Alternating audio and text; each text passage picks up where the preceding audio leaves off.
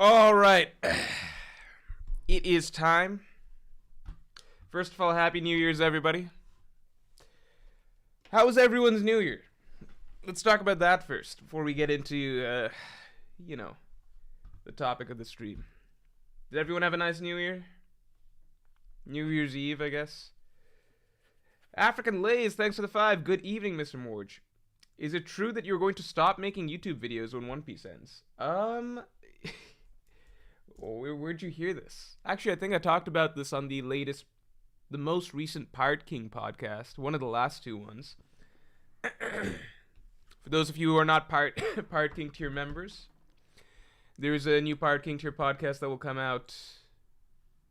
I'd say Wednesday. It'll be out Wednesday. So if you want to check that out, feel free to check that out. I talked about this topic of what happens after One Piece ends. I think either last Pirate King tier podcast or the one before it, but it's definitely definitely come up before.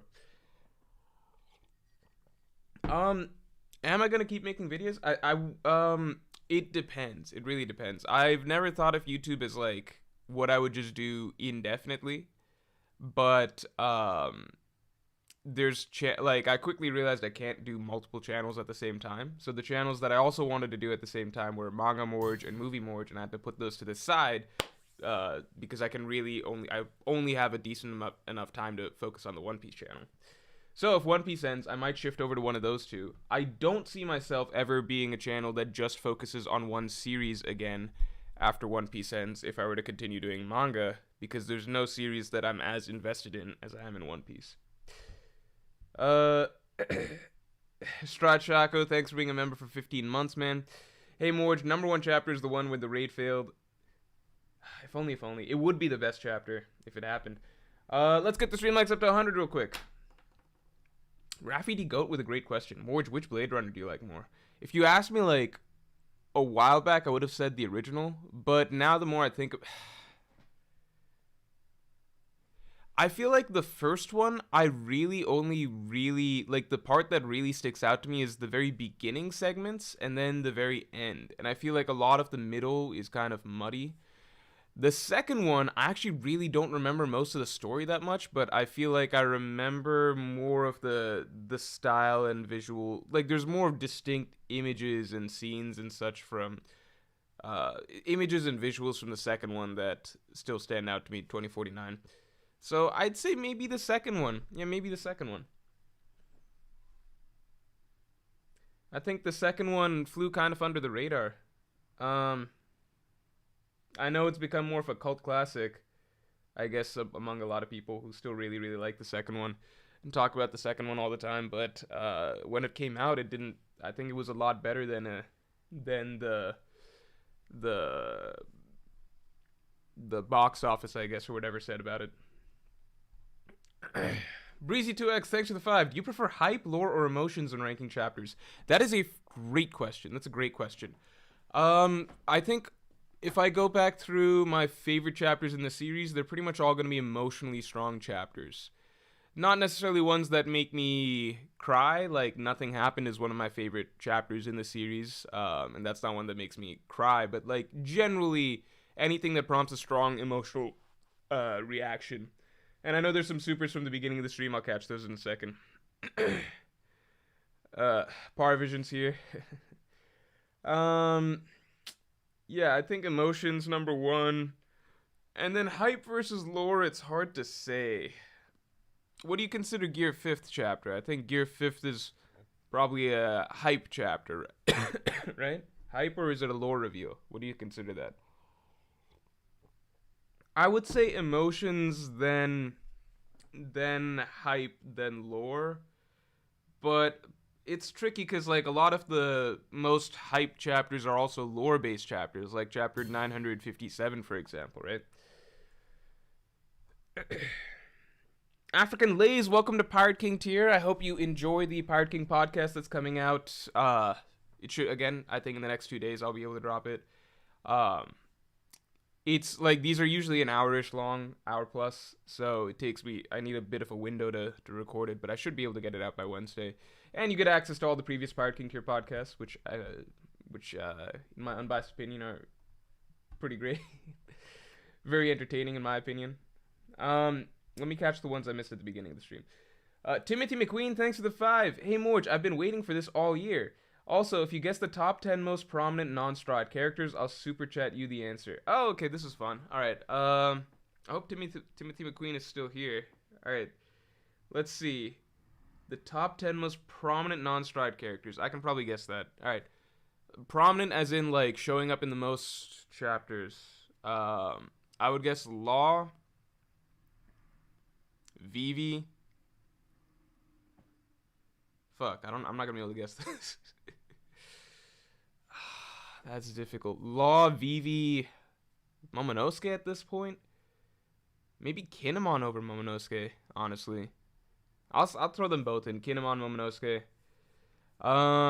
Would any villains count?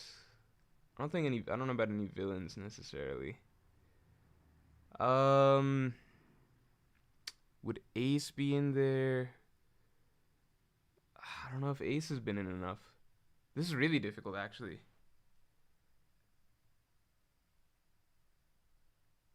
I don't know. Smoker? I'm gonna throw Smoker in there. So far I'm saying Law, Vivi, Smoker, Kinemon, Momonosuke. Okay, I'm just gonna... Yeah, I'll say Ace, Sabo. Yeah, Ace, Sabo. This feels wrong. I feel like it's just gonna be like one really long arc that featured a certain character a lot. We already covered Wano. Maybe... Fuck, I don't know. What characters stayed with the crew over a long period of time? We covered those characters already, right? Shit.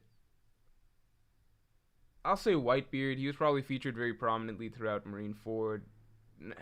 Like, I feel like he was in probably every single Marineford chapter, but Marineford wasn't that long. I'm gonna take Whitebeard off the list. This is too difficult. I need 3 more. Most prominent. Shit.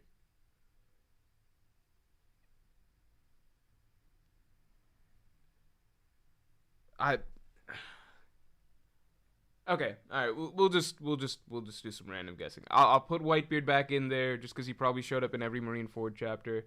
Nah, he didn't. I don't think he's that. Maybe Kid at this point. Kid's been in a lot. Probably not that much. I'll throw in Kid.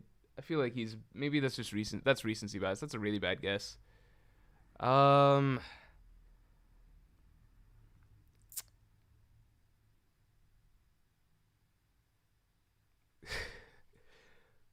Aokiji? No, I don't know if I... This is too difficult, man. This is too difficult. Fine, just to finish off the list, I'll just say Whitebeard, Aokiji, I don't think Shanks has been around that much. I'll say Rebecca, because Dressrosa was a long arc. I don't know. I've got bad guesses. Big Mom. Let's throw it. I think Big Mom's in there. All right. All right. Oh, people are saying Buggy? I just don't know if... Yeah, I guess Buggy probably would be close, right? I think the reason I didn't include Buggy is because I feel like my assumption was that he was only really prominent in Orangetown and then Impel Down. But I guess that's enough, right? That's being around for a lot of chapters. Yeah, Buggy's probably in there. Okay, let's see how close I was. So Law, Vivi, Kinemon, easy. I threw in Big Mom at the end. Lucci, holy shit. Doflamingo. I should have guessed Doflamingo. I got Momonosuke. Napoleon? I don't count Napoleon. Kaido, I should have guessed. Okay, I got Ace, Crocodile. Yeah. I think I just underestimated how many chapters Buggy would have been in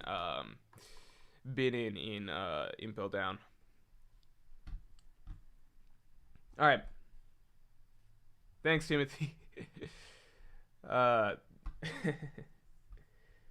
Breezy2X, thanks. Who's the best main character out of Luffy, Guts, and Thorfinn? Also, Happy New Year's. That's like weird to compare. They're all very different. I feel like, um, I'll say, okay, I felt like if you had asked me at a certain point in Vinland Saga, 100 chapters into Vinland Saga, I would have said that Thorfinn is easily the best single character arc that I'd ever read. I think, like, yeah, the first 100 chapters, Thorfinn's arc from chapter 0, from chapter 1 to 100 of Vinland Saga, I would have said that's the best character arc I'd read, probably if any character ever that I could think of. Um, just and that's basically, so basically for those of you who have seen Vinland Saga season 1 and season 2, where that ends off, in my opinion, that's the best character arc that I've read. Um, but then I think that Thorfinn's character kind of goes like it just it just becomes so loose and unfocused. Not loose and unfocused, but it just feels like almost trampling on the progression that was done for the character, or kind of diluting a lot of what it was or how meaningful and impactful it actually was in the following arcs. So whereas at one point I'd put Thorfinn number 1, now I would drop him to number 3 just because I feel like the character got muddied quite a bit, which is a shame because it was like Vinland Saga honestly did pretty much everything it needed to do for its main character in those first 2 seasons, and that makes it kind of only had room to go downhill for Thorfinn after that, if that makes sense. So Thorfinn, I mean, actually, that's not true. There was a clear next step that they could have gone with the character, and I think, as far as I know, that's where the new arc is going with the character. But I think that the arc right after where season 2 ends is just really, really bad for his character. Really shits on a lot of what he is, and the development that was done for him. So I can't put Thorfinn at 1, which is a shame because the writing for him, yeah, the writing for him was clearly the best out of the 3. Between Guts and Luffy, I mean, it's just Guts. So I think that's where I would put it. I mean, Luffy's a really endearing character that obviously, what he represents, etc. It's really, really important to the story and the ideas of the story, and it's very unique. But I would say if you're going with traditional standards for evaluating characters based on certain literary merits that are generally accepted, I think Guts is like pretty clearly much more developed and much more nuanced character with a lot more progression, etc. Justin Holland, thanks for the 5. I hope for more interesting meetings between the Straw Hats and their potential allies, like the Giants, Morgans, and the Revolutionaries, to name a few. I hope for more interesting meetings between the Straw Hats and the... Yeah, I mean, I think they're set to be running into... I think the Straw Hats meeting the Revolutionaries, I don't know if that's going to be like a formal meeting, or if that's just in the heat of war, they end up side by side. Like, I don't know if it's going to be a thing where they form an alliance like in Wano, or more so like in Dressrosa, where a rebellion is happening and the Straw Hats happen to get in on it. Meeting the Giants will be interesting in the wake of everything that happened with Big Mom. And meeting Big News Morgans will be hilarious. Because if they make a good relationship with Big News Morgans, then they have the whole public perception of the world in the palm of their hands. One quick thing I'll say on the Guts, Luffy, Thorfinn thing is that Luffy is my favorite out of those 3. And while I respect Guts as a character, like the writing around the character quite a bit, Guts has never been a character that I particularly personally like too much. Like, you can respect that the character is a well-written character and still just be like, that's not my, it's just not the, I just don't enjoy Guts as the main character that much. And that's partly why I think that Berserk is never going to be my favorite series. Yeah, that's just a personal preference thing.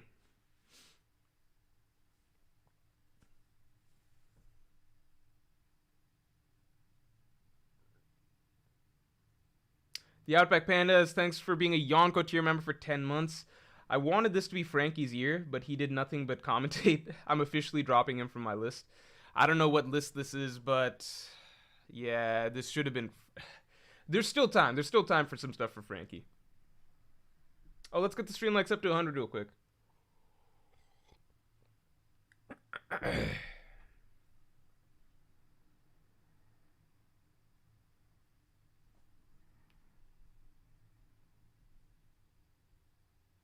Read the latest Vinland Saga arc. I just lost a lot of faith in Vinland Saga during whatever the third major arc is called. The arc, the major arc that comes after the farm arc, because it really, to me, it threw away so much of what it did well in the arc after that, including again, like, I think Thorfinn at his best in his the primary section of his character arc, which is what you would call season 1, season 2 of Vinland Saga. I imagine most people watched it in the anime rather than read it. That's clearly to me, that's the best character writing that I've seen in a manga character ever. Like, there's a huge gap between that and Luffy. But then if that gets muddied extremely afterwards in the following arcs, then to me that severely devalues a lot of what was done with his character in the first 2 arcs, which is why I no longer, like, to me it's just the character was almost thrown out the window. So that's why I now put him below Luffy, because I just think of Thorfinn as kind of a muddied or wasted character at this point. Or the idea of the character has basically been lost.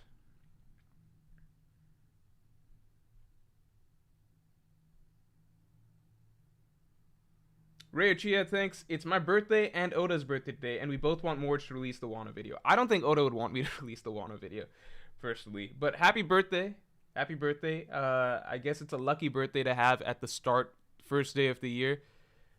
It's always easy to kind of remember. I feel like it's kind of convenient to have your birthday be at the start of a given year, because, you know, my birthday's in October. So when I think back to a certain year, I'm like, okay, was I... Like, when I think back to a certain time, right, you kind of have to do a little bit of thinking of, okay, did this event happen towards the beginning of that year, in which case I was this many years old, or at the end of the year, in which case I was this many years old. You know, there's like a little bit of math when you're just like recalling your age at certain periods of your life, or like in a given year, because you just got to know, is it at the beginning or the end? Having your birthday very neatly at the start of the year, it's just nice to always know, like, okay, this year I was exactly this many years. You know what I mean? You're exactly this many years old for the entire year. Just kind of nice and symmetrical. D says, happy birthday, Oda. Everyone's safe in Japan. I think I've known that Oda's birthday is like the start of the year, but I always forget that fact. And yeah, I heard that there was a tsunami in Japan. I didn't know how huge. It was just something that kind of, it was a small thing that I saw. I don't know if it's like something really big or not.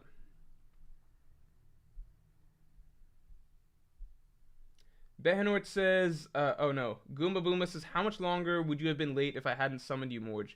Scroll up in chat for context. Yours welcome.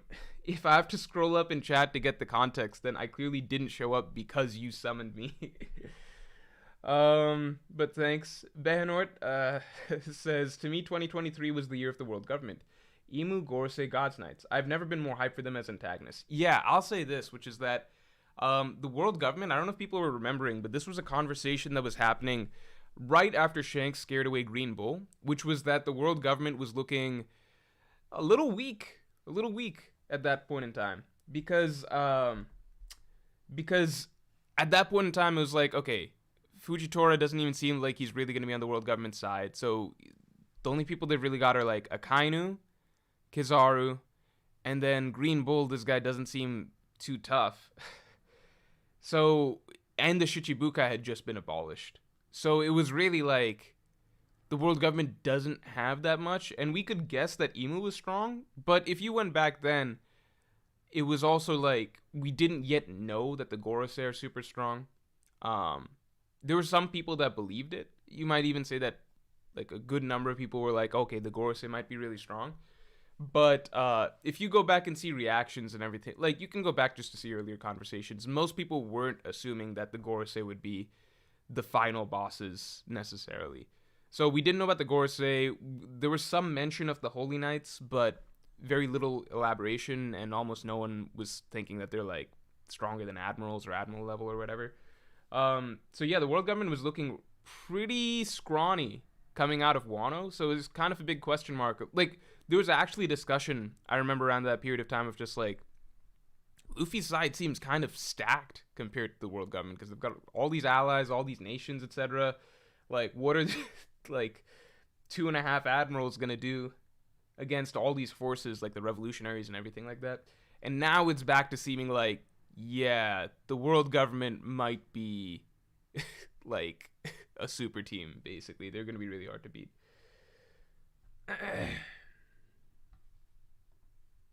um. Joey217 says my bro got me the One Piece puzzle, but it's too hard. Help. Okay, the One Piece puzzle, for those of you who still haven't seen it, it's a really nice puzzle. It's a really nice puzzle. But it is a 1,000-piece puzzle. And it's, it's a 1,000-piece puzzle, and it's not just a 1,000-piece puzzle. It's got a lot of, a lot of characters and colors and all that shit. So I'm going to paste it here anyway for the people.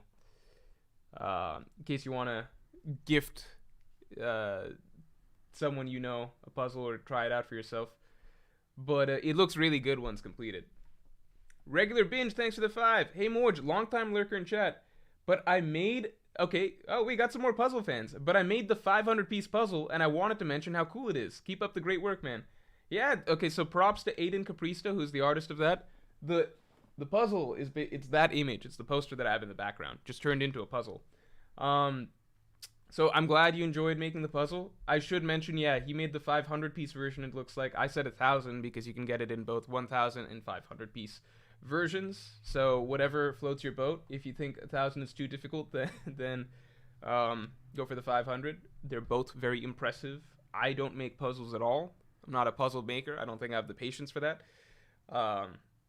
So I don't think I could make a 500-piece or a 1,000-piece puzzle.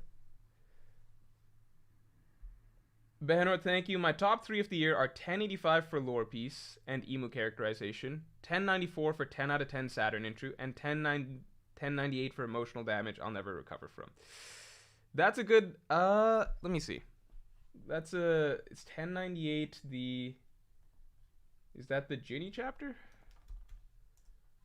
I'm gonna need to get, yeah, that's the Ginny chapter. Yeah, I need to be looking at some images for each of these chapters to get a refresher. JWP, thank you for gifting a membership. Let's see who the lucky person is. Who got it? Angel Rees was gifted the membership. Lucky person. Lucky new member. Timothy McQueen, thanks for the 10. All right, let's see. Oh no, we covered this. I'm all caught up. I was like, why is he giving me the answer key again? All right, now I see. Reflexy says Egghead will break two top 10 longest arcs in manga. What? Egghead will break. Okay, you're saying it'll break into the top 10 longest arcs in the manga. I don't think so, because it should wrap. It's been about 40 chapters, right? I feel like it'll wrap by 50. And I don't think that the longest arcs, like Wano, Whole Cake, wait, shit, there's not that many arcs that are longer than 50 chapters, right? Wano, Whole Cake, Arlong Park. Yeah, like there's a lot of, not Arlong Park, Alabasta. There's a lot of arcs that are, Skypiea. There are a lot of arcs that are around 50 chapters, like Thriller Bark, Fishman Island, Punk Hazard. Yeah, Egghead could actually break in. If it goes to like 60 arcs, it could break into the top 10. 60 chapters. It could break into the top 10. I don't think it'll hit 60 though. Because, we're still looking at, I think off the top it's like, longest arcs are Alabasta, Skypiea. I count Water 7 Enies Lobby as one arc because it really is one story arc. It's just one continuous conflict. Then Marine Ford's not really 50. It's like 30 chapters, right? So then Fishman Island is randomly kind of long. Punk Hazard. It could, yeah, Egghead could pass Fishman Island and Punk Hazard. It's not gonna pass Dressrosa. It's not gonna pass like Whole Cake. Shit, yeah, it could hit top 10. I did not think about that. That's kind of crazy.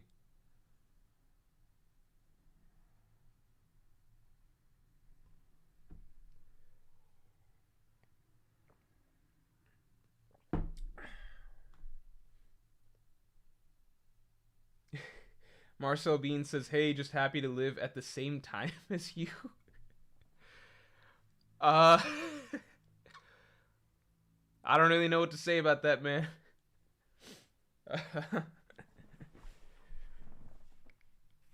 I don't know what to say about that. Thank you, Justin Hall. Thanks for the 5. Do you think the Stride crew could use more females? What moves do you think Akainu will make after Egghead? How will Vivi meet up with the Strides, in my opinion? Um, I think that if there's a new crew member, I do think a girl would be best. I think Bonnie's the best looking option at the moment, right? Like people already say Vivi coming back, etc. But let's say a new character, right? So I think Bonnie's the best option that we've had in a minute. Yeah, I do think that if they get a new member, it should be a girl. I don't think that I've personally felt like the Strides don't need more members for some time now. I think Brooke was basically pushing it. If you asked me, I feel like the Straw Hats could have stopped after Frankie. Because I feel like it was, to me, it was after Frankie was when I began to feel like there was less space for each of the, for some of the Straw Hats to still stand out as individuals and kind of become, like many of them started getting more and more Flanderized over time. And I think that just starts to happen once you hit like 9-10 characters. Yeah, so in general, I'm of the opinion that the Struts don't need more characters in the crew, regardless of gender. But if they do get another, I think, yeah, a girl would be best. What moves do I think Akainu will make after Egghead? I think Akainu will be very, very upset after Egghead. And we will get a really nice panel of him at his desk yelling about what happened at Egghead. And something about that damn Straw Hat getting away with it again. Something like that. Do I think he'll make any actual moves after Egghead? No. No. I think, you know what's possible is that I wonder if, because I feel like one of the things is that after Egghead, I feel like the Strahds go to Elbath. I don't think that the Marines can feasibly attack Elbath. Because then you're dealing with the Straw Hat Pirates and the Red-Haired Pirates and the Giants. It's just basically a suicide mission, you know? So I feel like if there's moves that the Marines make after Egghead, it might involve, like, the Strahds would obviously be a big target, but they might not be able to do anything about the Strahds right then. At the same time, there's Cross Guild, so I feel like seeing Akainu actually make a move against Cross Guild would be really good. Seeing him make a move against the Revolutionaries would be really good, although it sounds like that's the God's Knight's jurisdiction at this point. So I want to see them do something, but I just don't know what Akainu could feasibly do to the Straw Hats after Egghead. Because it's like, what are they doing at Egghead? They're sending a Marine Admiral and like 100 warships and like 10 Vice Admirals, right? That's pretty much bringing down the hammer as is. That's the move, you know? It's not like this is like a test shot, you know, that they're taking at the Straw Hats and like we'll see what happens. That's kind of, they're trying to take out the Straw Hat crew right now. So if this doesn't work, it's not like they've got a bigger gun that they can pull out against the Straw Hats, short of Akainu basically mobilizing the entire Marine force again, like they did at like during the Marine Ford War, and everybody going after the Straw Hats. But yeah, if this doesn't work against the Straw Hats, which it won't, then they're kind of shit out of luck. They can't really do anything about the Straw Hats, right? Oh, I'm sorry, I think I missed this. JWP gifted another membership. Very random, but I appreciate it, and so does Red-Haired Shanks, who is the recipient of said membership. So Red-Haired Shanks, make sure to say thanks. And lastly, you're saying, how will Vivi meet up with the Straw Hats, in my opinion? Vivi, I feel like Vivi meeting up with the Strats could happen very soon because Oda's making her move around pretty quickly. So I feel like a reunion could happen almost right after Egghead, some sharing of information. I don't know though. Would that be random? How does she even fit into the picture there? How would she meet? Maybe Big News Morgans wants to get the scoop. Nah. So maybe he'd be around the scene. Maybe he's already near the scene or something like that of this big scoop. I don't know. I don't have a good guess on Vivi, man. Let's get the stream likes up to 200 real quick. Wisdom Minari, holy shit. Thank you for the 50. Much appreciated. Always a pleasure to see you. Happy New Year, Morj. What direction or object will Luffy punch Saturn in? The sea, the ground, or Punk Records? Any update on the Wano video? Besides free will, what's the theme of this arc? Is it just the scope of the Throne War or focus on rebellion? Alright, a lot of good questions. Let's start with, from the top. What direction will Luffy punch Saturn in? So Punk Records was something that I did a video on a while ago where I said that I thought that Luffy would destroy Punk Records this arc. And that could potentially, just through Oda science logic, release information to the broader world. So punching Saturn through Punk Records would be cool. The ground, I feel like it wouldn't be I feel like the ground is fitting because it's kind of stomping on Saturn, who views everyone as insects. But at the same time, we've kind of gotten the ground a couple times lately, right? Like, the two most iconic recent Luffy victories are big punch victories are punching Kaido into the ground and punching Doflamingo into the ground. So, are we going to do that again with Saturn? I don't know. Punching him into the sea would probably be a good shot at killing him, although Saturn seems immortal, so it probably would just be a Jack situation again. I don't know. Because it's weird. I feel like Saturn does need to die or be permanently removed in some way. But how would that work? How would that work if he's actually immortal?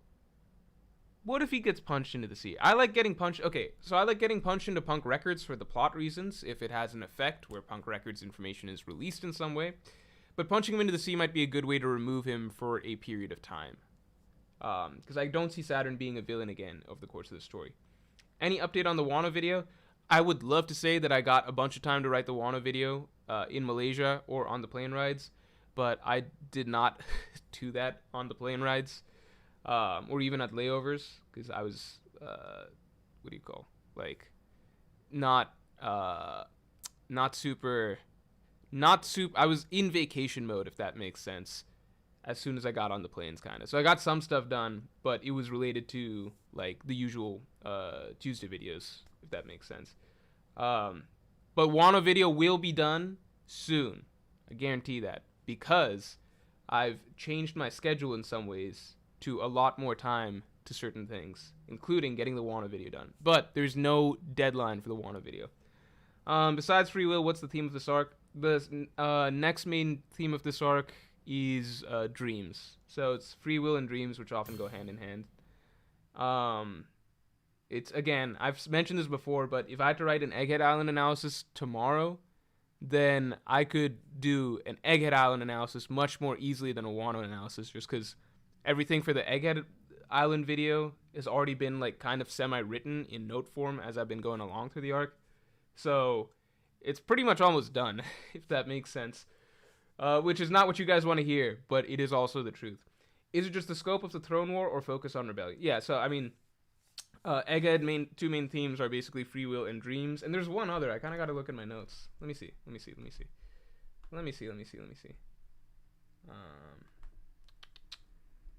That's a good question. Why is this so... Alright, whatever.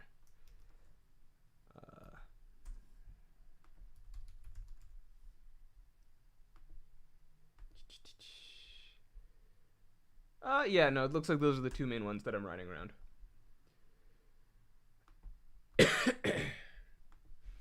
Stormfox, thanks for the 5. Off topic, but I'm tired of people downplaying Big Mom. She lost due to so many plot conveniences. Kaido equal Big Mom. I'm tired of people overrating Law and Kid, so I'm right there with you, right? Because we all know Law and Kid did not defeat Big Mom. The bomb did. It was the random bomb. They had almost next to nothing to do with it. They conveniently got her in a position where the bomb could blow her up, but they had no idea that the bomb was going to be there. If you look at how much damage Big Mom has sustained just through Kid and Law's Kid and Law's efforts, it's not that much. She's makes it pretty clear that she's gonna get back up and beat their asses as soon as Kid's done with his attack. Right? They didn't do that much to her in the grand scheme of things. That's why Oda had to write in a giant fucking bomb to blow her up, because they couldn't do that much to her. So I'm with you, man. People underrate Big Mom in order to, well, people overrate Kid and Law, basically arguing that they defeated Big Mom, which means that Big Mom's not that big of a deal. But if anything, it's like Kid and Law tried everything that they could do, and they couldn't do that much to Big Mom at the end of the day. That's pretty impressive. A random bomb had to be written. Like, when else in the story has a random giant 10,000 ton TNT bomb had to be written in just to defeat a villain that couldn't be defeated? Never. It's just been done for Big Mom. So think about that if you want to think about something. And yeah, Big Mom is written to basically be roughly equal to Kaido. She's like essentially equal to Kaido, right? Because they fought for an extended period of time. It was clearly a draw, a stalemate. Neither of them could get the better of each other. You could argue that that Kaido wasn't using everything he had, like he wasn't transformed or anything, but neither was Big Mom. She wasn't using her Devil Fruit stuff. She wasn't taking out her own lifespan to make herself stronger, like she did against Kid and Law. So they're both holding back. They're both written to basically fight to a stalemate. They're both basically equal.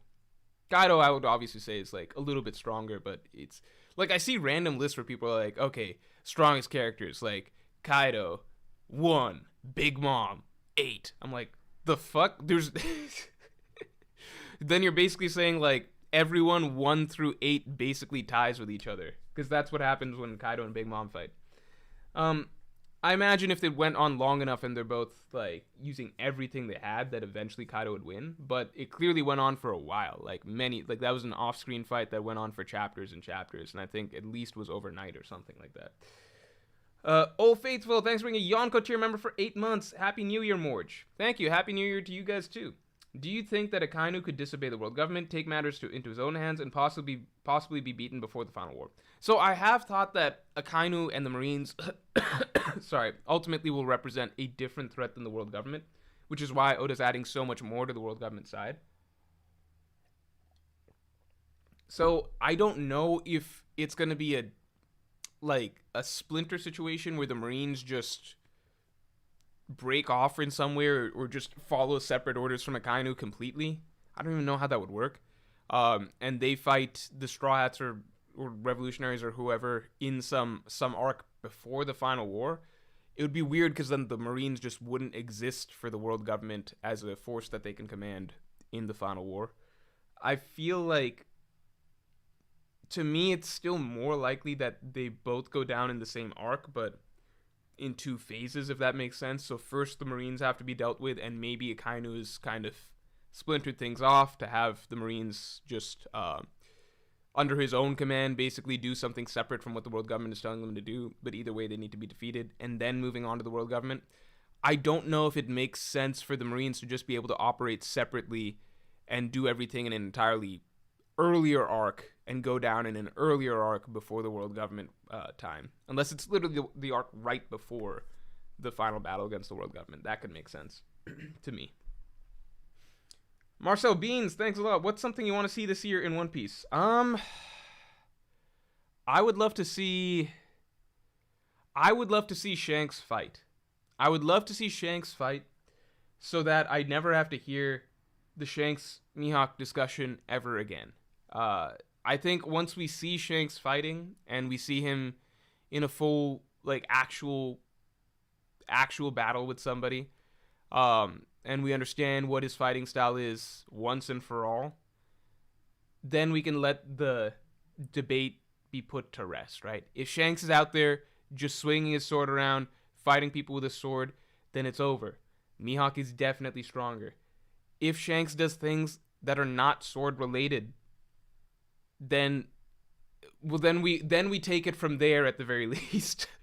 I was gonna say that means that Shanks is stronger, but I realize that that's controversial in itself. But then we take it from there, and finally we have something to actually work with discussion-wise.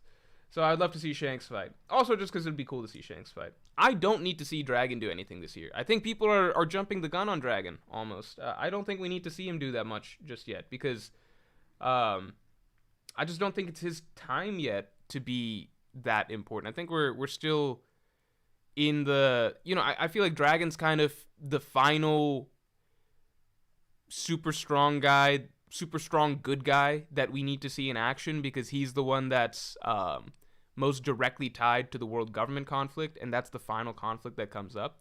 So to me, it's kind of like when it's time to, I don't know, when it's time for final war shit, that's when Dragon finally steps out of the shadows.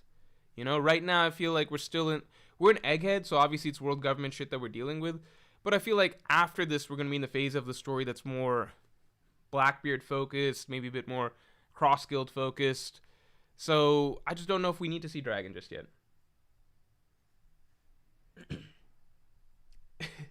William Marshall with a good point. It's crazy how Luffy didn't see the end of Marineford himself. He didn't see Whitebeard die or Blackbeard getting a second fruit or Shanks or Kobe. Yeah, like Luffy doesn't even know that Shanks stopped the war, probably. That is interesting. I mean, Luffy just generally doesn't know very much, period. Like, in life, right? He just is generally a blissfully unaware person. He knows pretty much only the things that are... Like, he's a very tunnel vision character. He pretty much only knows the things that are super relevant to his personal relationships, right? So in Marineford, all of this other shit was happening, but at the end of the day, the only thing Luffy could see was Ace, right? Everything else was just background noise, right? The only thing he could see was Ace. There was, like, the broader context did not matter for Luffy. There was a moment right after he unleashed Conqueror's Haki where Whitebeard tells all of his subordinates to back up Luffy. And suddenly everyone's backing up Luffy, and Ivankov's asking Luffy, like, this is a big moment. Like, you realize what it means for Whitebeard to be putting his faith in you, etc. Like, this is a very significant trial for you. And Luffy's just basically saying, what? Okay, I don't even know what the fuck you're talking about here. I don't give a shit. I'm just trying to save Ace.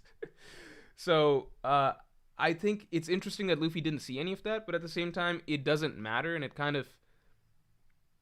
Because the only thing that mattered for him is that Ace died, right? Once that happened, anything else could have happened in the war, and it just would have been irrelevant stuff to him. He would probably have been interested that Shanks showed up, but everything else was just noise. BrownieBot, thanks for being a Yonko tier member for 5 months. Morj, in which One Piece characters are you investing in for the biggest uptake in the stock market during the 2024 season? Oh, this is weird. This is just seeing 2024. It feels so strange, man. 2024, that's bizarre. All right, so who am I investing in? I think this is a good year for Shanks and Mihawk stocks. I think Mihawk is set to do something really big because a Cross Guild will probably get to cut to them soon, and I think Elbaf is around the corner, so Shanks is going to get to do shit soon. I think it's a good year for those two characters to invest in them. Also, let's get the stream likes up to 200 real quick. Paul Mao with a great point. That bomb should have gotten that 3 billion bounty. Yes. I mean, the bomb, yeah, for sure. Like, Kid and Law, I feel like they should both be, with respect to what they've actually done, they should be around 1 billion berry, basically. Because we know that the world government just took most of Luffy's shit and split it 3 ways with Kid and Law.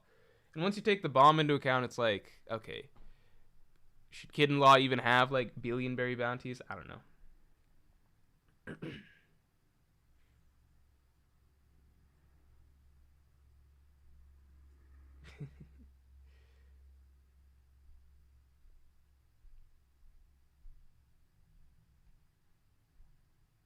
Reflexy, thank you. Which year do you think we will land on Laugh Tale? Oh, that's a tough question. It's gonna be a fucking long time. Cause Oda how many chapters did he put out this year? Like 30? I feel like, let's see, how many One Piece chapters came out in 2023?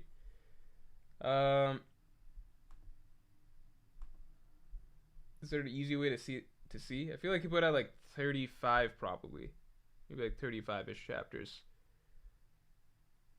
2023 put out. Are you fucking kidding me? He put out 32 chapters this year. Again, I totally understandable. It's he's 50 years old. He's been doing this for decades now. He's got family, etc. Got a tremendous amount of workload. Works himself to death. I understand he had to take a break, etc. for live action. I'm not saying anything regarding Oda's work ethic or that he should be putting out more chapters. I'm saying 30 chapters, holy shit, more so as in we are not getting to the end of this story anytime soon. Like 32 chapters this year? Let's say next year okay, so this year he had a 4-week break, right? But he also had a 4-week break the previous year.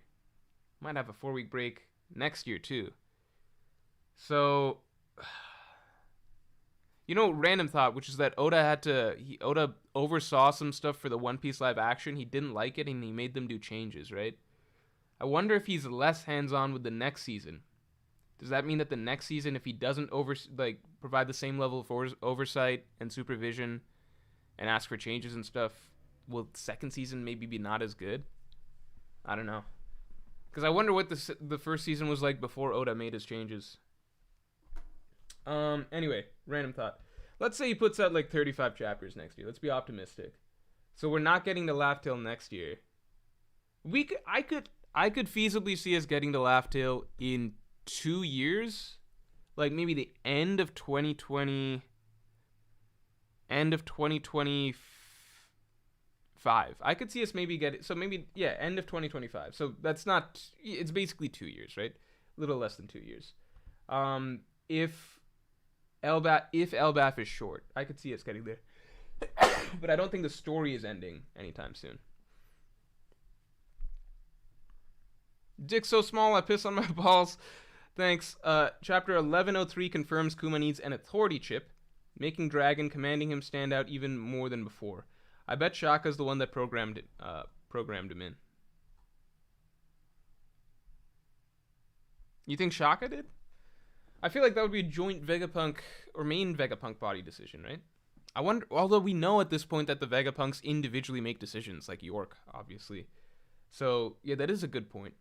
JWP, thanks for the 5. With Fujitora, Aokiji, Kizaru, and Garp going out, it's starting to seem like it'll be a Kainu versus everyone, kind of what happened in Marineford, lol. No, so I talked about this in my last video, interestingly, which was like every enemy Zoro will fight before the end of the series. And I talked about how I think that the Seraphim potentially will be the Marines, like Akainu's strongest assets on the Marine side in the final war. So I elaborate more on that in that video if you want to check that out. I know it sounds weird just saying it here, but yeah, it's a thing. If it makes sense if you look at certain things. And how they've been set up and what they seem to be building towards. Marcel Beans, welcome to the Yonko. Thank you very much. I appreciate it. You get access to all of the weekly podcasts that come out. Yeah, so look out for next week's podcast and maybe check out some of the previous ones if you're somewhat interested. Sabian Rob, thanks for the 5. Happy New Year's, Morj. How do you think the Strats escape Egghead? Oda's message at Jump Festa has me thinking. I don't remember his message at Jump Festa off the top of my head. It was interesting. I just don't remember the details of what he said. I feel like the Strats just bust their way out. I also think that it'll involve flying in some way. Like, it's really hard to corner the Straw Hats as long as they can Kudi burst their way out of anything. So I think it's kind of standard. Like, they beat up the bad guy, they beat up the Marine bad guys that they gotta face. I don't think they go through every Vice Admiral or anything like that, but they beat up Saturn, beat up Lucci, etc., and then Kudi burst their way out of there. That's the standard option. But it's old reliable, right? If it ain't broke, don't fix it. Heat up the scene. Thank you for the first time super chatting. Like your streams. Thank you for your first super. I appreciate it. Yeah, I appreciate it. BB, thanks for the 2. When you watching Better Call Saul though? Ah, shit. There's so many things I have to watch, right? See, the tricky thing with Better Call Saul is I really don't want to watch it. Like there's some shows that like some things that I really really want to try or want to get into, and I just don't have the time yet. Better Call Saul is in a different category because it's like I really don't want to watch this show, but I know that it's really really good from everything everybody has said, and many people say it's better than Breaking Bad. So I know I'll enjoy it, but I have no inclination of my own to watch it. So it's one of those things where it's like I would watch it knowing that I will like it, but I'm not interested in the premise right off the bat. Partly because once Breaking Bad ended, I was kind of just like I liked how it wrapped up for the most part. I was satisfied with Breaking Bad. It's still my favorite TV show, so I was kind of done with that world, that universe. I didn't need to see a prequel.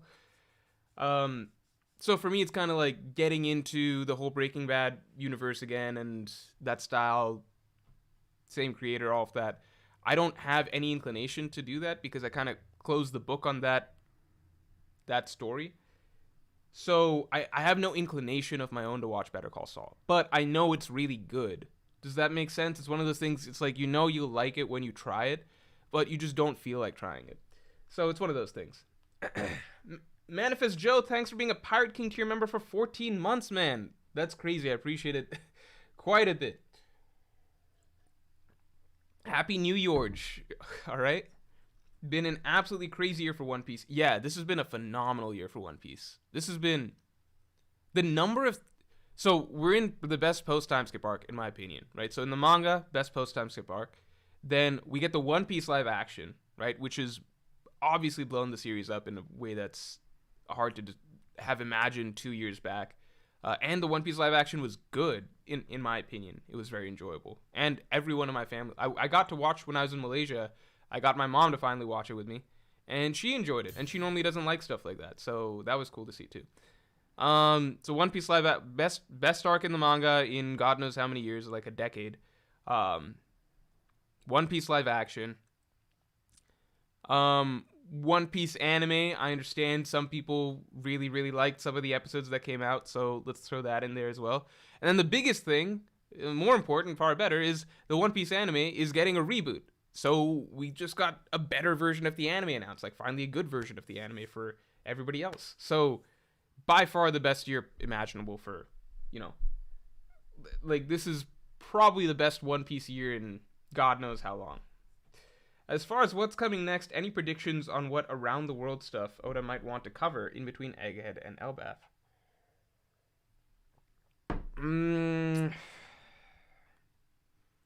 I feel like there's so many things at this point that it's genuinely really, really difficult to predict.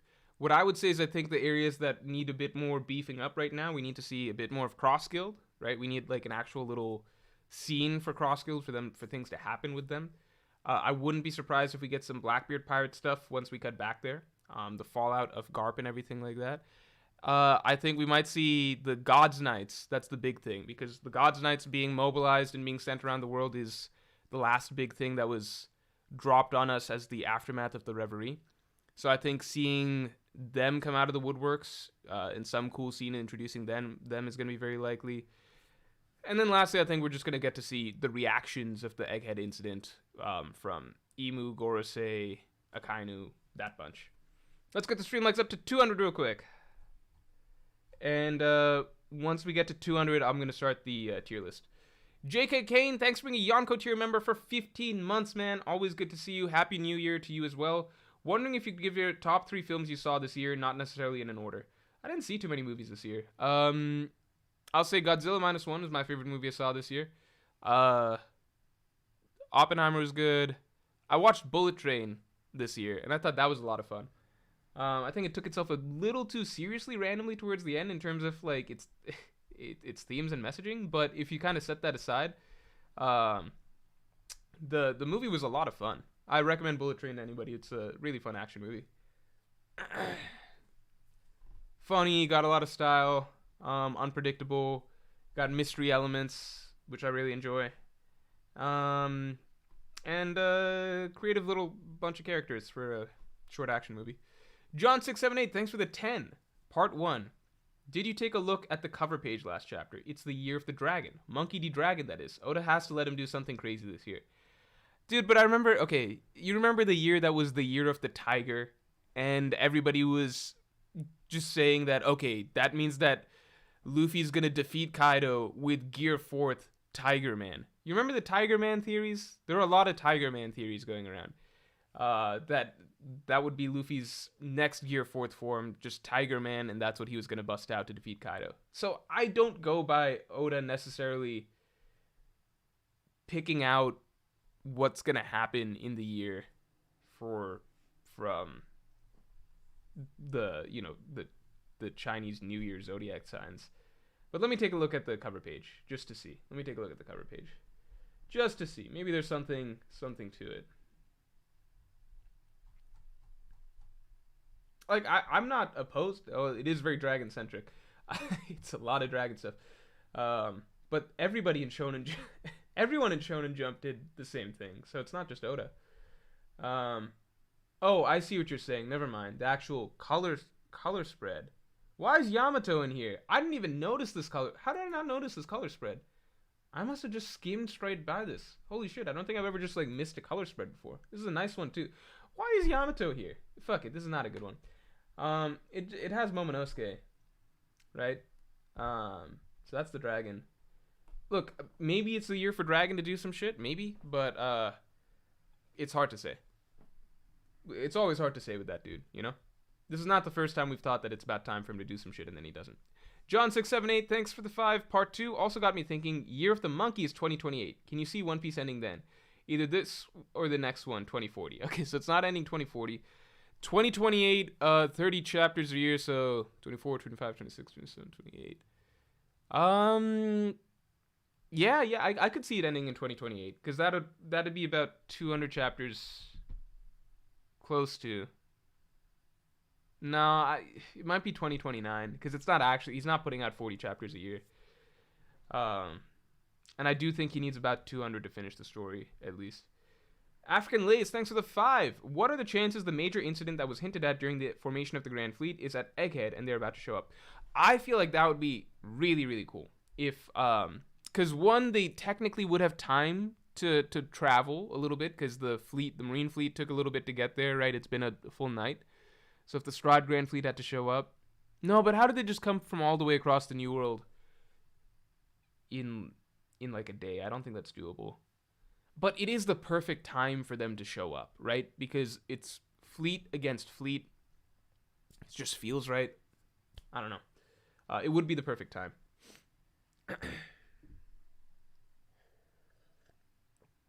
All right.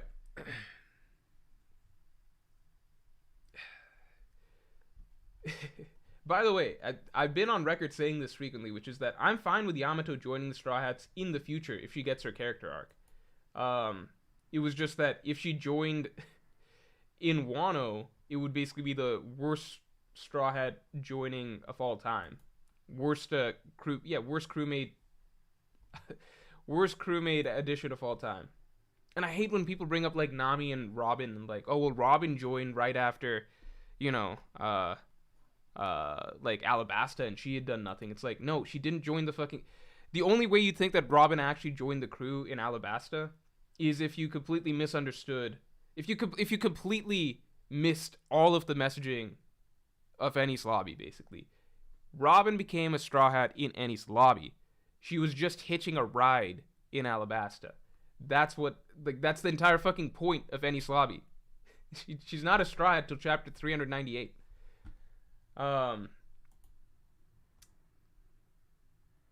Yeah. Alright. I'm sorry, I'm trying to find a tier list. Hold on. I saw one earlier, but I don't see it.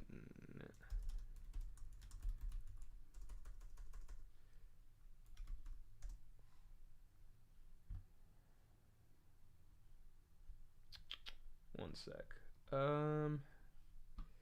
Flexi says Egghead also has the theme of time all over it. Theme of time. I don't know about that. I'd have to look again.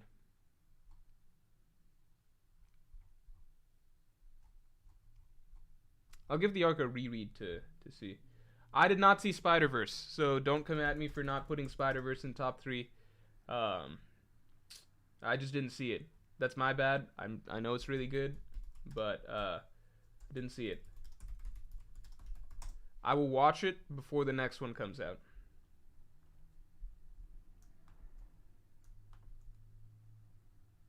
Okay, I found a couple tier lists. All right, let me just catch up on supers real quick.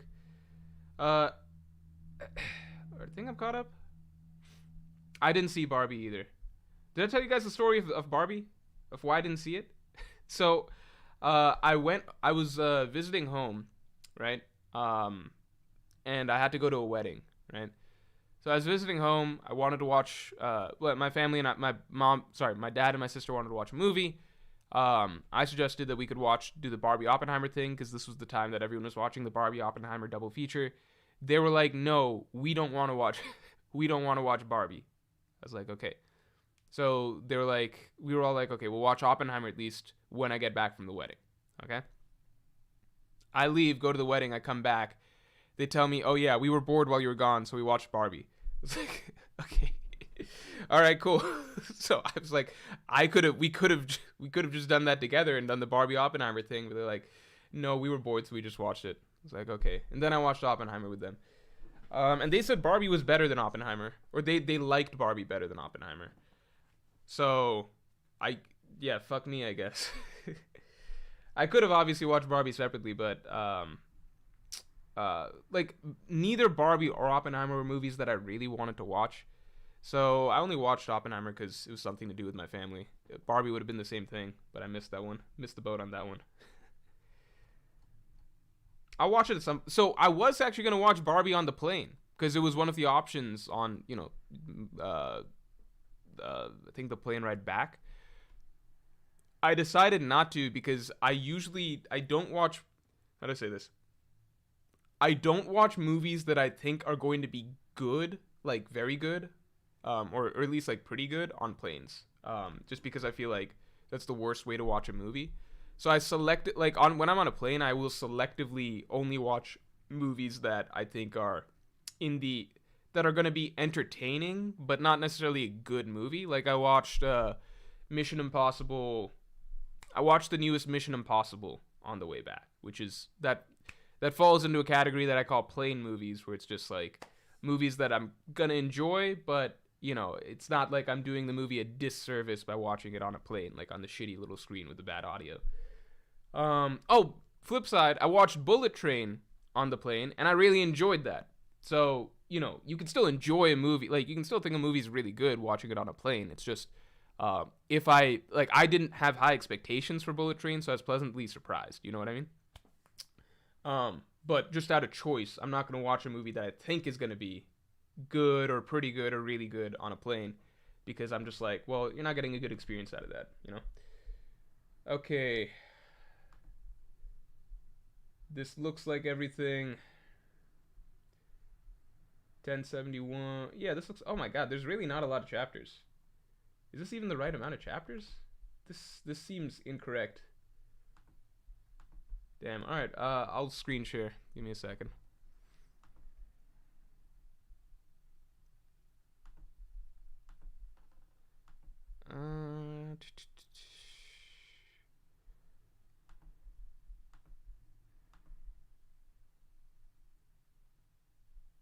Okay. All right.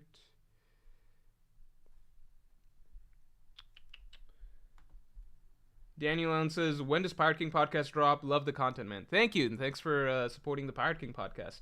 Pirate King podcast, I'm going to try and get it out by Wednesday. I should be able to get a good window to record it tomorrow. Yeah, I'll try and get it out Wednesday. All right, guys.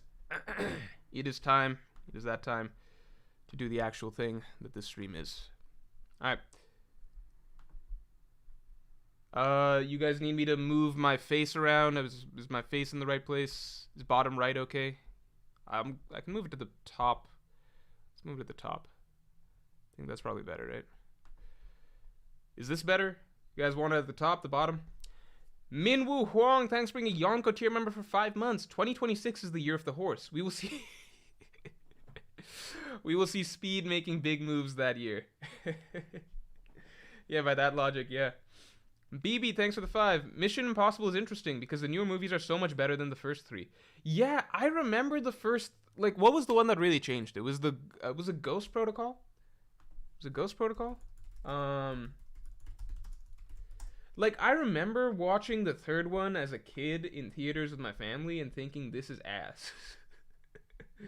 It was like because I think it just realized maybe in the later movies that it's not about we don't care. Like I don't even know the main character's name. Ethan Hunt. I only know that because I watched two of them back to back. I watched Fallout and then I went back and watched Ghost Protocol after I found myself enjoying Fallout. I watched them both on the plane. Fun fact: this plane had like the three most recent Mission Impossibles. Anyway, yeah, I think once it realized that uh the the character didn't matter and we're just in it to see like action and stunts and shit, that's when it got better. It's my guess. Also, random thing is that mild spoiler in the newest one, Mission Impossible Fallout, they've got like they bring back his old wife, except she looks the actress looks exactly the fucking same as his new love interest or whatever. The new love interest that he's picked up looks exactly the fucking same. So I was and I didn't remember this wife from the older movies because I was a kid when I saw just like one of those old movies. So I was confused for a bit. I was like, why are they referencing? Why are they saying that like pulling up old photos and saying that he's married to her because they're not married? Like I was very confused, and then eventually, finally, they had the ex-wife or whatever and the new love interest in the same room, and I was like, okay, I could tell that they're two different characters here, but they just look like fucking doppelgangers. And then they were finally in the same room. I was like, okay, they're two separate people. It's confirmed. My headcanon theory that I'd made up in my head, it's confirmed. Uh, there's two separate people.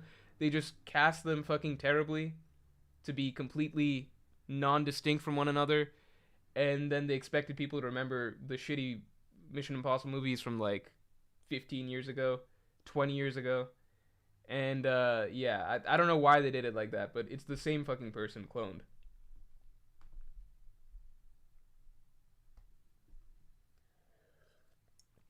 All right.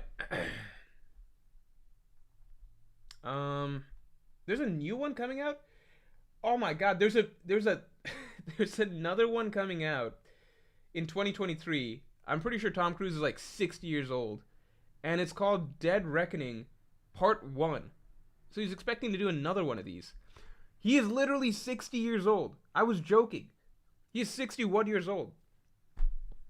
He's gonna be fucking 70 years old when the next one comes out. Wait, no. This already came out. What? Okay, so I did not see the most recent Mission Impossible. I saw Fallout. I didn't know that there's another one that came out this year. There's another Mission Impossible that came out this year? How come nobody's spoken about this? What the fuck? What?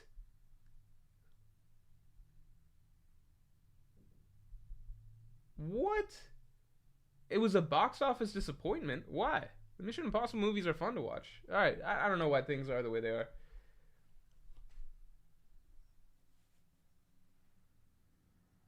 Why was it a flop at the box office? I thought the Mission Impossible movies have been relatively popular lately. It looks like it got good reviews. All right, let's start doing this. Let's start doing this thing. Oh, it came out around Barbie. That makes sense. They got a 96% on Rotten Tomatoes. It's probably a really fun action movie. All right, next time I'm on a plane, assuming this one will be out at that point, I'll watch that. Okay, Barbie Oppenheimer overshadowed it. All right, makes sense. All right, let's see. Time to do real stuff. And just so we've got our reference guide. Yeah.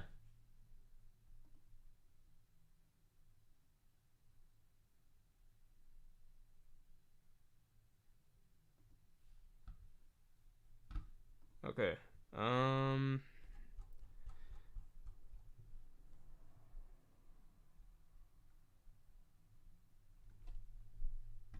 Brian Field says, "Missed my super." No, I didn't. Let me catch it right now. Don't even worry about that.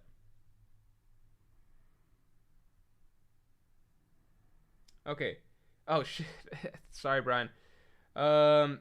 Thanks for the 5, dude. Happy New Year's, you too, man. You're my favorite YouTuber. Thank you. Been watching since the Zoro Conquers hockey videos. It's like a few years ago. Missed the Warner report. Oh shit. Yeah, you're an old viewer. Looking forward to another great year for One Piece. Yeah, I don't know how it's gonna top this year, but you know we got the end of Elbaf or end of Egghead Island, the start of Elbaf. I feel like every One Piece arc is gonna just be like I can't imagine One Piece not having good arcs from here on out, if that makes sense. It's just it seems impossible at this point because Egghead, which was this random ass arc that no one knew or expected or had like any sort of expectations for. And I think partway through Egghead, none of us were thinking that this is going to turn out to be like a 10 out of 10 arc. Even this arc is already probably the best arc in the post time skip. So it's like, what the fuck is Elbaf and Laugh-Tale in the final war going to be like? Daniel Allen, no, we covered you. BB, thanks for the 5. Mission Impossible. No, we covered this. All right, we're all caught up. All caught up over there. Okay. The new one is trash, though? I mean, it got good reviews. Like, I mean, the Mission Impossible movies, really, they just have to have good action sequences and shit. So, if it got good reviews, like 96%, I assume it's got some good action. Okay, limit the amount in S tier. Yeah, we're gonna try and be a little tight with this. We'll try and be tight. Okay, so 1071. I don't know if we even need this many. No, this is probably a good amount. I don't think there's gonna be D chapters necessarily. Like, for there to be a D chapter, there's probably only one D chapter, which is the one where Saul was revealed to be alive. But, no, that wasn't even this year. I don't think that was this year. Okay. Let's see. This is pretty straightforward one. Okay, this one was... I remember... Okay. So there's some chapters that are not so hype now, but when they came out, they were very exciting. Like, this is one of those chapters. This chapter was very exciting when it came out. Because Kid rolling up on Elbaf, and then the bigger thing, the Garp announcing the raid on Hachinosu. So the chapter itself is okay. But when it came out, we would probably have rated it like... you know what I mean? Like, reading it now, it's like...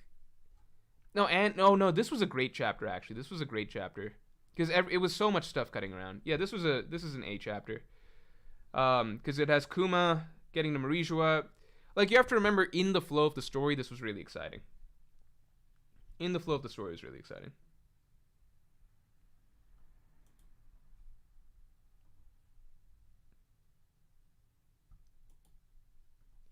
$10.72, I seem to remember might not have been that much going on there. This is a really nice color spread. Like, it's very simple, but I feel like the characters I don't know. I like the color scheme of it. Yeah, one of my favorite streams ever was the color spreads stream. Forgot about that one.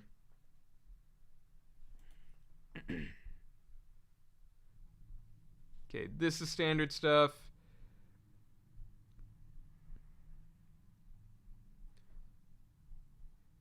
Does she start seeing the flashback here?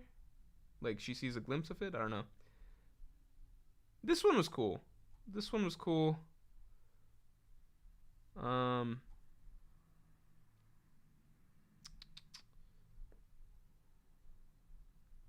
Oh, this was this review. People are pushing 1082 to be top 1. 1082 was what? Garp punching Galaxy Impact? Was that Galaxy Impact chapter? Where do we put this? It's hard to place this. I'd say this is like a B. The reveal at the end was cool, right? Is that a B or an A? I feel like it's a B. I'm gonna put 1072 in B and keep moving. All right, Stussy chapter. Stussy does this stuff. I think Zoro fights the Seraphim here, which is cool.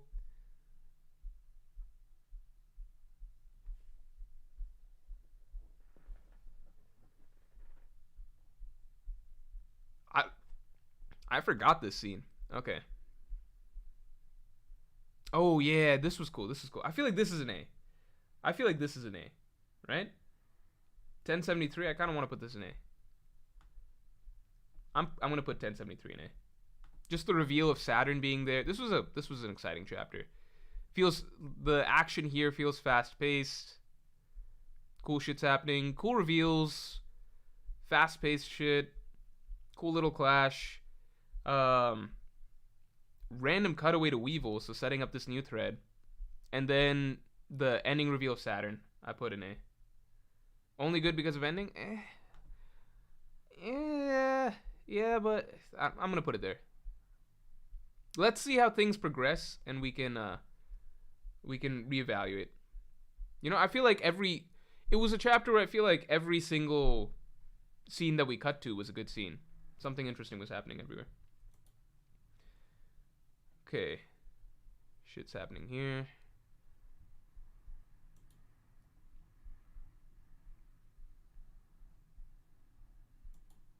Oh, I like this panel.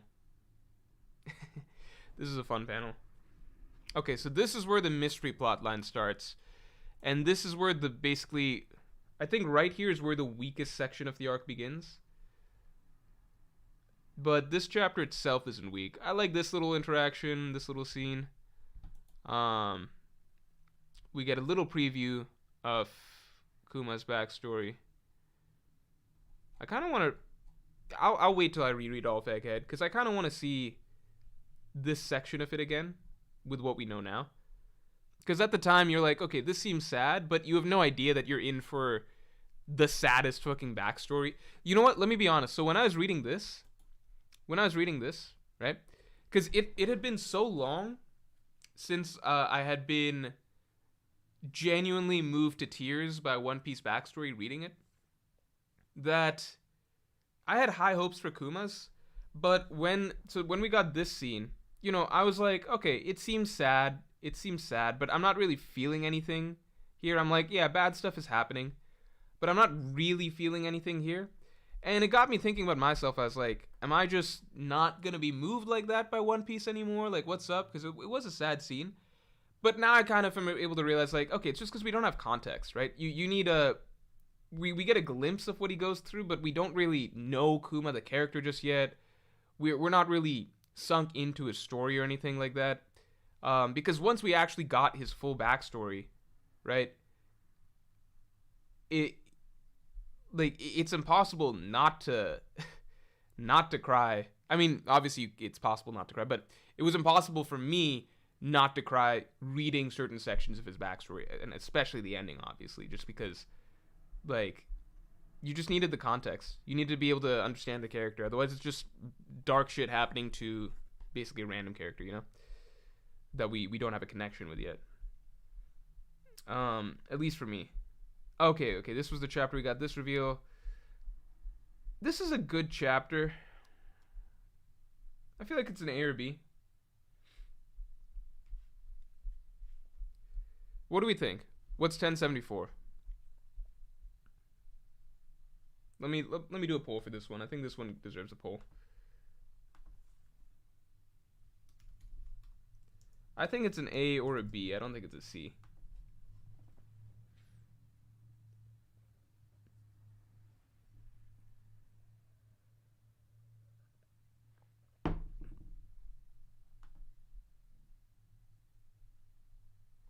Get your votes in. Okay, this is pretty tight.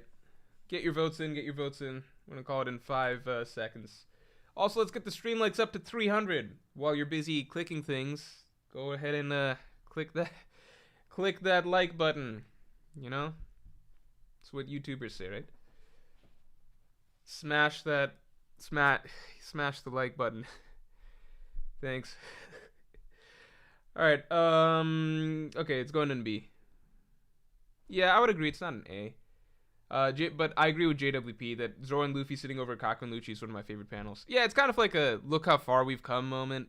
It's so casual for them at this point. You know what's funny is around this time, I think people were discussing, like, yeah, Zoro could probably beat Lucci. Like, it was just a random... You know, sometimes it's like... So, so this is one of those things where it's like sometimes when people, you power scale, I guess, like in the story, and it's like you you power scale not actually expecting that a certain matchup would ever happen. So I think at this point in time, lots of Zora fans are basically also saying like, yeah, Zora would probably mop the floor. Like Zora would destroy Lucci. Zora would mop the floor with Lucci. He'd do exactly to Lucci what Luffy did, stuff like that. So it's just like talking up Zoro, shit talking Lucci a bit, etc. And then all of a sudden, cut to like 15 chapters later, we're actually getting that matchup that I think was not a matchup that anyone actually expected would happen. So it's like it's kind of just talking shit earlier on, and you're just hyping up, you're hyping up your character. You're just talking shit, and then it's like, oh fuck, well now Zoro's got to put his money where where our mouth is, and it's just like, okay, it's not going that easy for him, like many people felt. I mean, I thought that Zoro would beat Lucci a lot easier than he's having a time with right now. It's kind of like, how like I always shit on Law, and I'm like, yeah, Zoro would wreck, like destroy Law, not even close, blah blah blah blah blah, not on the same level. So imagine if like I did all this shit talking and then randomly get a chapter where Zoro actually has to fight Law. Then I'd be sweating. I'd be like, oh shit. Like I hope this doesn't go bad. Oh man. What have we gotten ourselves into? All right. We're almost at 300. Let's get to like 300. All right.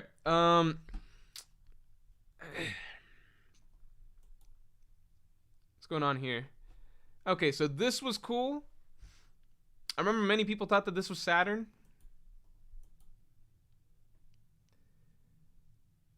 Okay, this is gonna be divisive because how are we rating it? Because I really liked this chapter a lot, but that's because I thought that it was going to lead to some interesting mystery storyline, you know? So do we rate it based on what we know now, or do we rate it based on how you felt about the chapter at the time?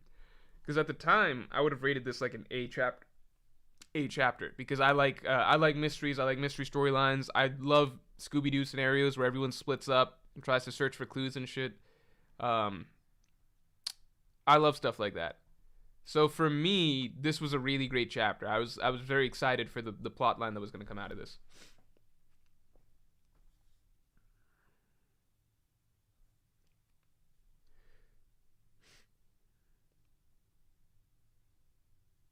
Yeah, I get like a lot of people don't like it. Rated based on now, or let's get the feedback. Do we rate it based on what we know, or do we rate it based on how we felt about the chapter initially? If we if we rated it based on what we know now, I would still, I'd give it like a C, I guess, just because we know that it doesn't really lead to. It's a very short storyline that has that kind of it's both too short and too long. How do I put this? It's too short for anything interesting to actually, like, for us to actually get invested in some sort of deep, complex mystery. But because it's not a deep, complex mystery, it's simultaneously too long in that we stretch 5-6 chapters on something that's kind of inconsequential. Based on what we know now, all right, we can put it in. I guess we can put it in. I feel like C is harsh, but we can put it in C.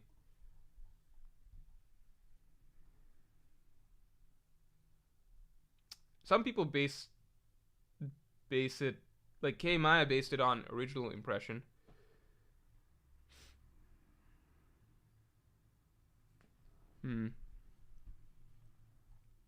This is a cool color spread.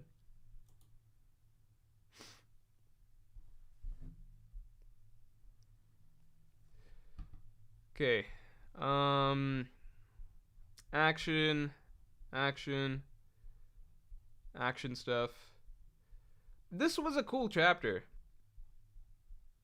Oh yeah, this is a good chapter. This is a good chapter.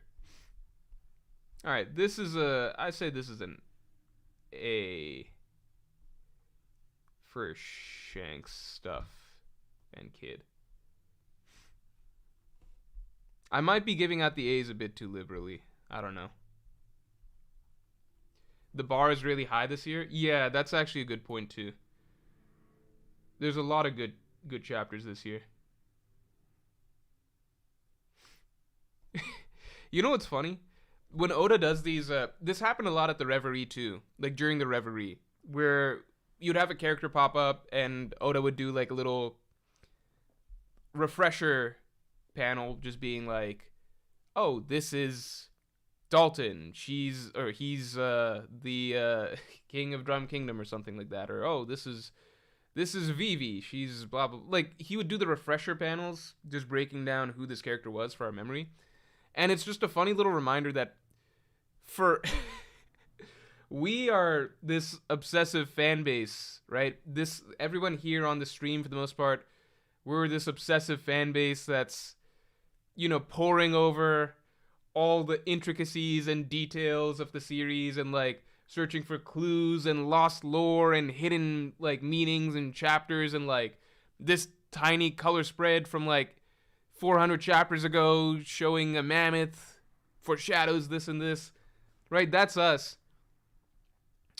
We forget that there's this whole other casual reader base of the One Piece manga that will forget things like the Ohara incident, for example, or who Dr. Koreha is or something like that. Like it's such a it's such a weird feeling to be like Ohara incident refresher. It's like, motherfucker, of course I know. You don't think I know about the Ohara incident? You don't think we know about the Ohara incident? We talk about that shit all the time. We love talking about the Ohara incident. It's what we use anytime we want to talk about how deep and mature One Piece is. We're like, oh, One Piece has genocide and shit. It has Ohara. So I don't know. These type of panels where Oda feels the need to give a bit of a refresher are just a bit of a jarring reminder to me that like, oh yeah, we're in pretty deep in this series. Especially me, considering I spend the better part of my work week spending hours and hours on this series. But you guys are in it too. You guys are in it pretty deep as well. All right. Anyway, what's going on here? Just an action chapter? Action shit. Oh, this was cool. The Sanji moment was I like the Sanji moment. Was a long time coming for him. What happened to this Sanji? Now he's I literally can't move and do anything, Sanji. Is the whole thing just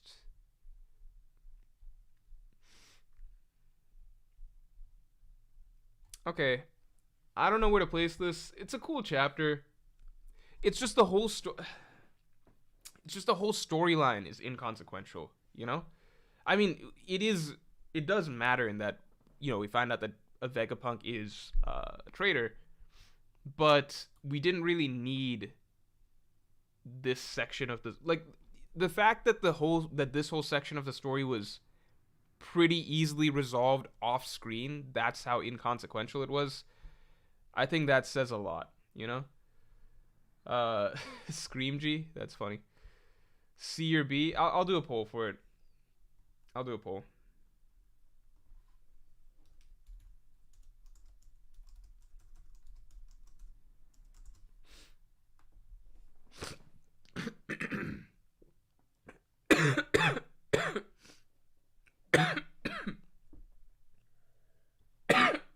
Man.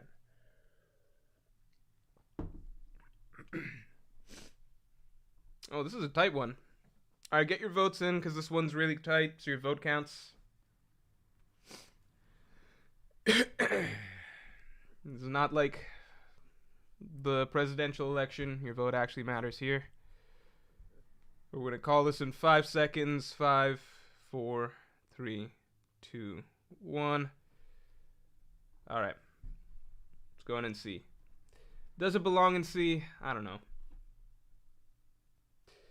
Parvision says, confirmed by my Shorts commenters. The things they forget are insane. Yeah, I feel like Shorts is going to be the most casual content. Because, like, I will click shorts, like random shorts videos of series that I barely know or have very limited investment in. You tend to watch full-on YouTube videos more so of things that you have greater investment in. But I'll click shorts of random shit, like Demon Slayer or something like that once in a while. I don't think I really get anime stuff suggested to me in YouTube Shorts, but once in a blue moon, I'll get something. ranking by competence, our community greater than manga readers, greater than casual manga, greater than anime viewers, greater than casual anime viewers. Yeah, that sounds about right. And then even in the community, it's like it depends what you mean. I think people that are on One Piece YouTube, Reddit, Twitter, that's where you're in it kind of deep, right? But then things like Twitter overlap a lot more too with the casual base to some degree. Reddit is pretty insular. YouTube is relatively insular. Like if you're commenting on some One Piece YouTube videos, at least in my experience.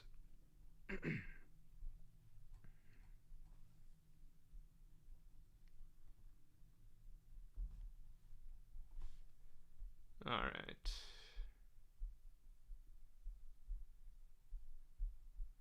I can't believe I thought I'd just be able to remember what a lot of these chapters were just off the chapter number. It's a good thing that we're going through it.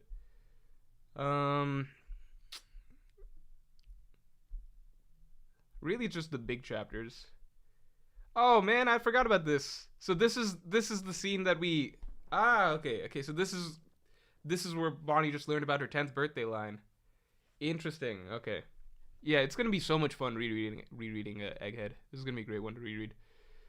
All right. Okay, this is where the 9 vice admirals are being sent over, or maybe we don't find out that they're 9 just yet. Let's say 9. This is just hyping up what's gonna happen. Oh, I like this chapter. This panel is a scary panel because Vegapunk's just a regular dude, right? He's just a regular guy. So just this image, like imagine a giant. How tall is York? Like 20 feet tall. Like this giant woman with a gun, just like with this creepy ass face, who's here to kill you. I don't know. I think it's a good chapter. You guys don't like this chapter? I think this is a good chapter.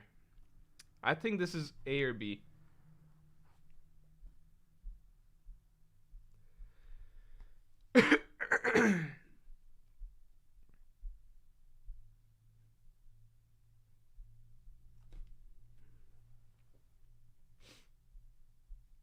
Oh, I forgot we gotta rank it. Alright, A or B. A or B.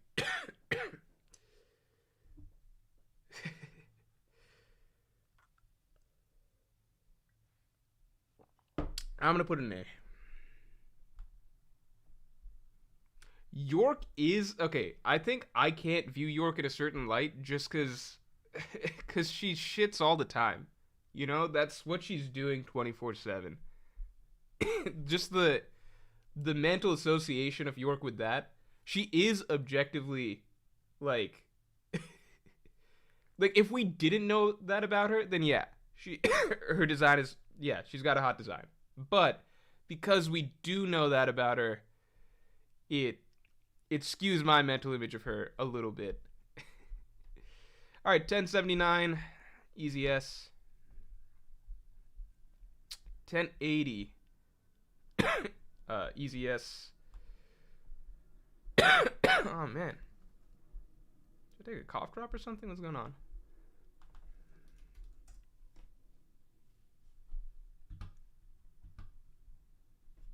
Everybody poops? Yeah, but she poops for 6. That's the problem.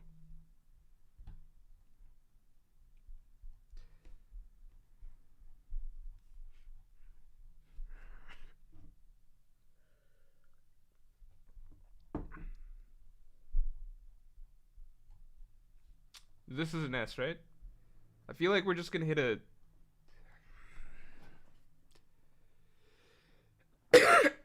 Man. I don't know what's going on.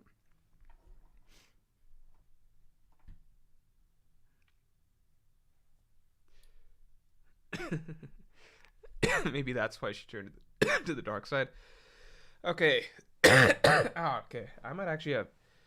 Fuck, what if I have COVID? What if I just got COVID? I was at a party yesterday.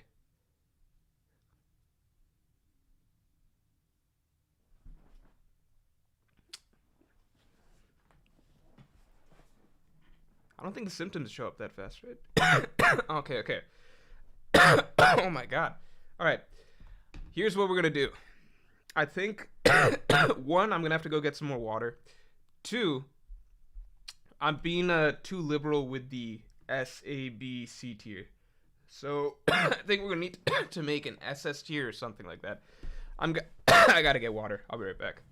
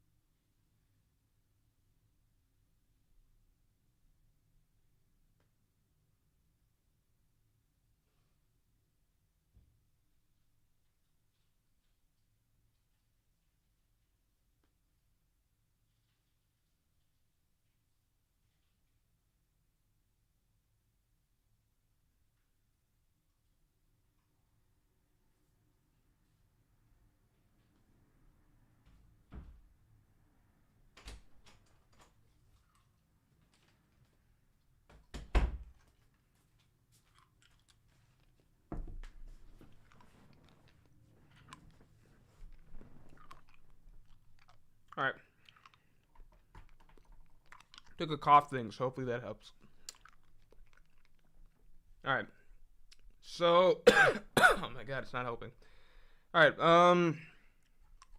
Yeah, because I don't want to just put everything in S, right? All right, let's keep putting stuff in S, and then we'll just see what happens. 1082 S. All right, 1083. I feel we might slow down a bit here. More just sapphire scale disease. That's funny.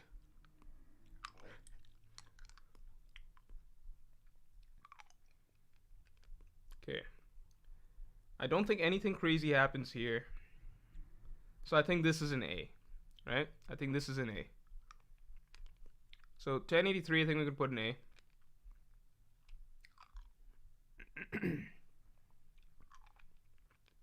JWPE, thanks for the 5. 1082 S Buggy Peak. Yeah, no, it's genuinely one of the best character moments in like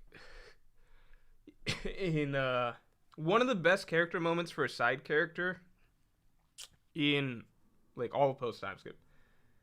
Also, you're gonna have to get critical because Oda's been in S tier bag for like 15 chapters. Yeah, I'm beginning to realize that now. It's gonna be, we're either gonna have to do an SS tier. I think I'm more inclined to do an SS tier than drop a bunch of stuff because like the chapters here, I don't feel like are like I don't feel like some of these are B chapters necessarily, and like I don't feel like some of the B chapters are C chapters. So I feel like it's more so we're gonna get a lot of S chapters, and then we're gonna have to bump some stuff to SS. I don't know. Wait a second. Okay, I was checking if Bonnie's in this spread, just because I'm like, how far does Oda's Bonnie like? Never mind.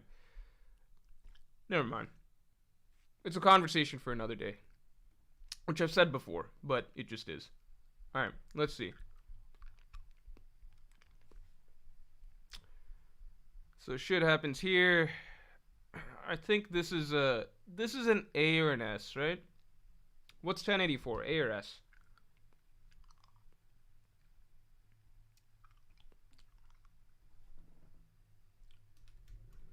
I feel like this might be an A, because not that much happens, but we get Eam at the end of it. But not much happens. But we get Eam at the end of it. It is a cool scene to end the chapter on. In comparison, the other S's are Shanks, Attacking Kid, Galaxy Impact, Garp versus Aokiji, Blackbeard defeating Law, the buggy scene. I think it's a high A, right? High A. I don't know if it's not an S chapter, I don't think. 1085, yeah, this is easy S. Nothing to say here.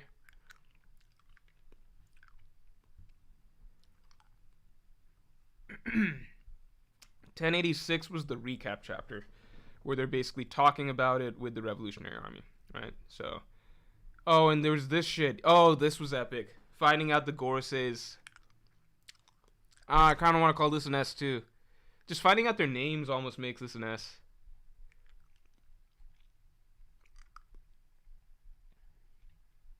Oh, and Garling. Ah, shit. Ah, I feel like that's an S. I feel like that's an S.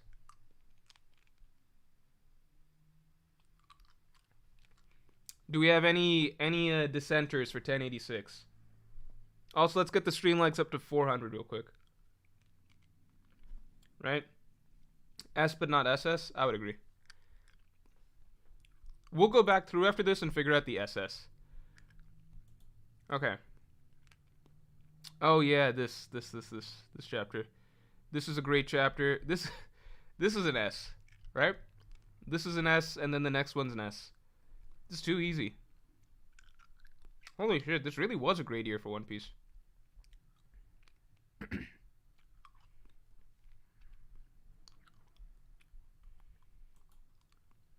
Yeah, nothing to see here. This was also an S. Alright, let's skip ahead to 1089 was an S. I remember 1089. 1089 was an S. This was the save me from Straw Hat Luffy. First of all, this chapter was epic just because it really sets the stakes and the tone so well, with so much crazy shit happening in the world, both in the Reverie, Hachinosu, etc. It's, you know why I like this? Because we were coming off the back of the Reverie incident, the Hachinosu incident, and it's kind of like two incidents that showcase the villains of the world, right? The world government, the Gorosei, Emu, right? And then the Blackbeard pirates. Garp's defeated. The Marines do escape, but Garp's defeated and captured. Sabo barely gets away. Cobra dies. And, you know, Lulusia has just been destroyed. And we're cutting throughout the world and we're seeing the ramifications. And it's one of those things, it's like, the evil in this world, it seems so strong, right? It seems so strong. These vice admirals, Admiral, Gorosei, the forces of evil are so strong in the world. I think the chapter sets that very well. But then what it ends with is this bright shining spot of light in the world, which is the Straw Hat crew, who are unfazed, unbothered by any of this, despite the stormy waves spreading across the world. It's all going to be okay. Because these guys are okay. This is a great chapter, in my opinion. Very, just after a heavy section of the story where a lot of dark shit was happening, great way to cut back to things. Just give us a reminder that it's all going to be fixed. Brian Field, thanks for the 2. Any Emu chapter is S tier, in my opinion. This year was nonstop. I would agree. I don't know about any, like, yeah, Emu's so rare. Pretty much any chat. I didn't put 1084 in S just because I'm trying to be like a little selective here, but I could easily put it. The competition is also very strong this year. I could easily put an S in a different year. Alright, so they're all captured. MV says, Morj, can you shout me out? It would make my day. It's a good thing I randomly saw that comment. Yeah, I'll shout you out. Shout outs to MV. Alright. This one, he attacks Sentamaru. I like this chapter. A, I guess.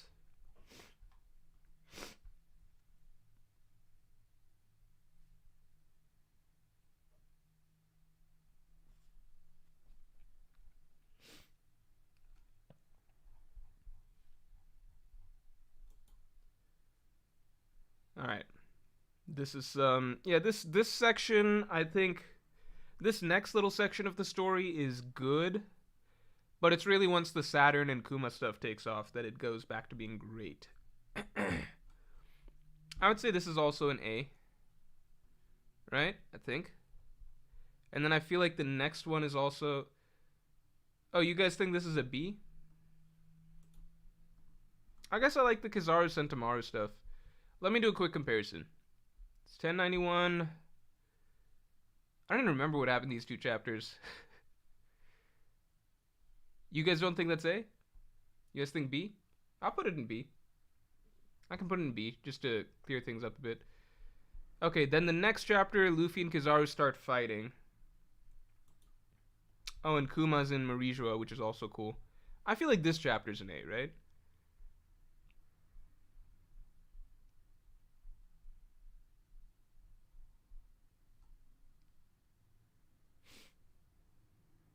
What do you think about 1092?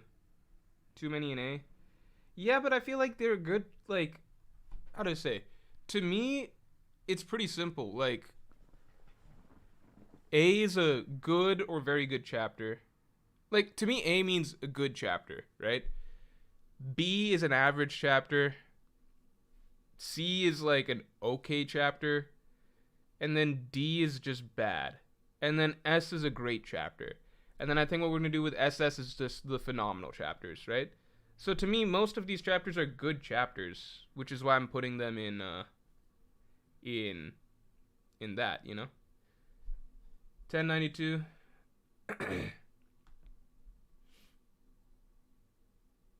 Onion Gooses, remember how upset you were about Haki during the Kizaru fight? Yes, I was. But you know what? It's too late now. Maybe once I reread the arc, I'll be upset about it again. But I just don't care now. It's too much energy to put into caring about that, even though it is dumb. Luis Vasquez, thanks for the 2. How can a chapter be alright and still be an A tier? What chapter was all... Did I misspeak? What chapter was alright and A tier? I think all of these are good chapters. Good to... And then B is average, right? Like, B is an average chapter in my mind. And C is okay. And then I don't think we've had any D, like, bad chapters, personally. Yeah, it's just a good year for One Piece. Like, I think if we applied the same standard to like, 2 years ago, ranking the chapters, we'd have a lot fewer A's, fewer S's, I don't know. Tom says, make the tiers best, amazing, great, good, decent. That's like... that's... how much difference is there between amazing and great? I don't know. I feel like that's too many positive things, right? Well, I guess people are saying maybe create a tier between good and great. I don't even remember what happened in these chapters. Like, I think we're fine. We're fine. Let's go through this once, and then we'll see if we need to change things. All right? Like, 1092, I think, belongs in A. Because it's Luffy versus Kizaru. Well, yeah, it's Luffy versus Kizaru. It was exciting. I'm going to put an A.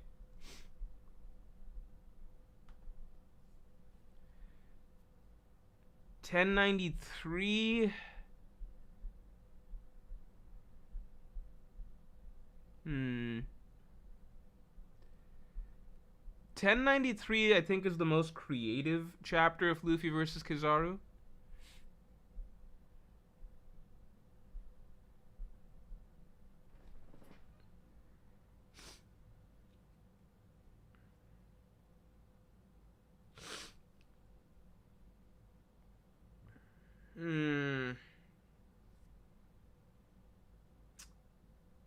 Yeah, 1093 is probably the most creative of Luffy. It's not an S, but it's okay. It's hard to explain. I feel like the fight scene here is better than 1092, but at the same time, 1092 felt a bit more dramatic, just because Luffy versus Kizaru was actually starting. We were getting to see it.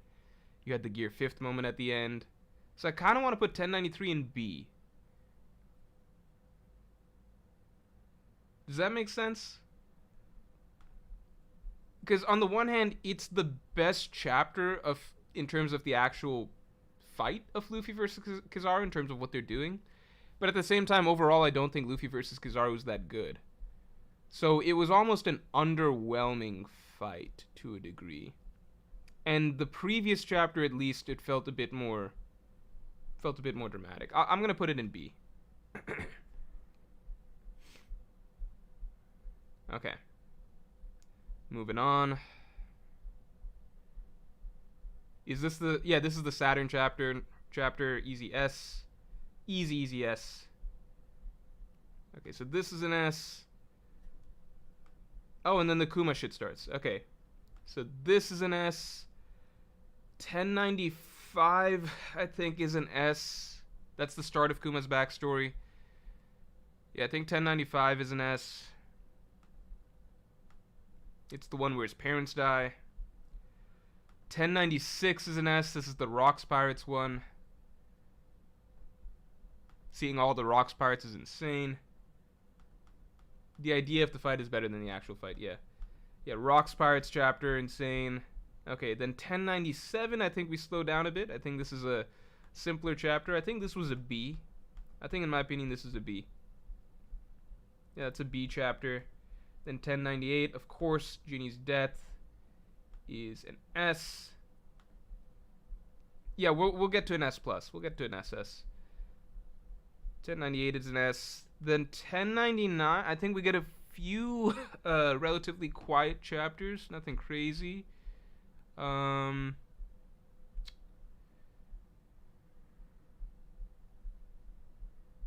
think this is like a C.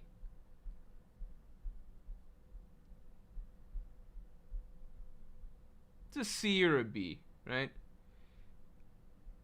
Like, it's part of the flow of Kuma's backstory. Like, I think 1099 through 1101 are all basically B or C. Because they're just going with the flow of the backstory, right? You're setting up for the climax. Let's do a poll for 1099.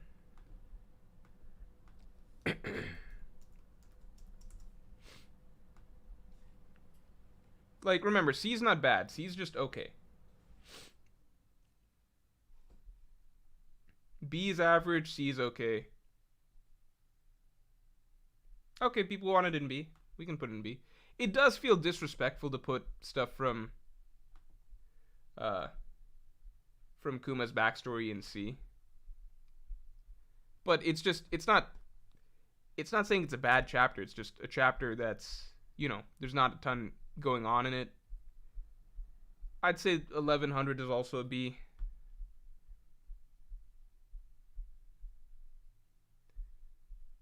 I don't find 1100. Oh no, 1100 we do get to cut to some interesting stuff. I could put 1100 in A. I could put it in A.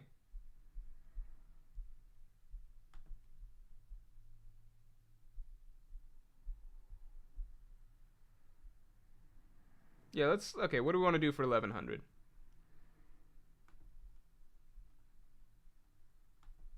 $1,100's a little difficult. I could put it in A.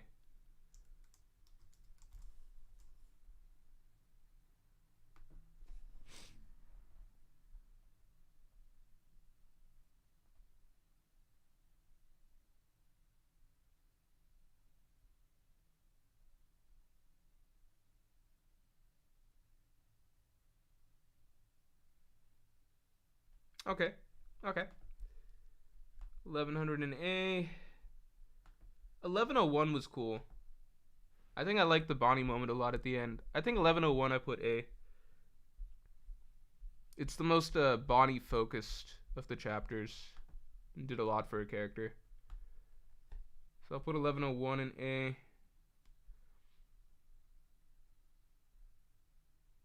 Oh, people didn't like 1101? I found 1101 better than the previous two.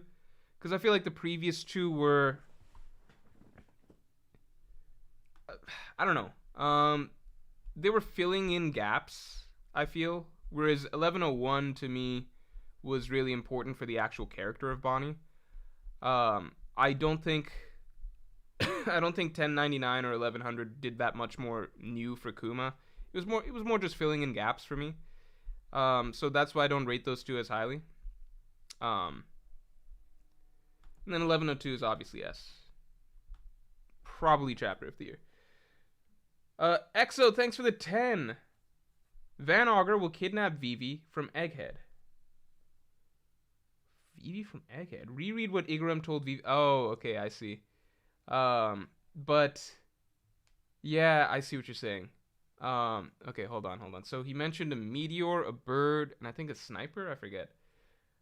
Did he mention a sniper? I'm making that up. Happy New Year, brother. Happy New Year to you too. Let's see. The chapter was like, 920 or 823, maybe 823. Oh, what if a sniper has his wicked sight strained on you? What if a meteorite? Yeah, that's funny. Foreshadowed everything that would happen. Okay. Good shit. Yeah, I thought 1101 was better than 1100 for me as well.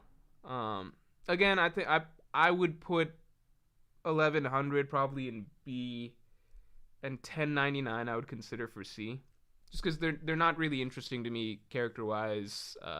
It just feels more like filling in gaps. Like, it's good for his backstory to fill in those gaps. Like, it's necessary stuff for his backstory, but it's not that powerful or that engaging to me, I guess. Basically, it's all personal preference. Then 1101 I liked a lot, and then 1102 obviously. Okay, so we're gonna get rid of D tier because nothing belongs there, and we're gonna add. Whoops. We're gonna add an SS tier. There we go. All right. What the fuck? Oh, I see what I did. All right.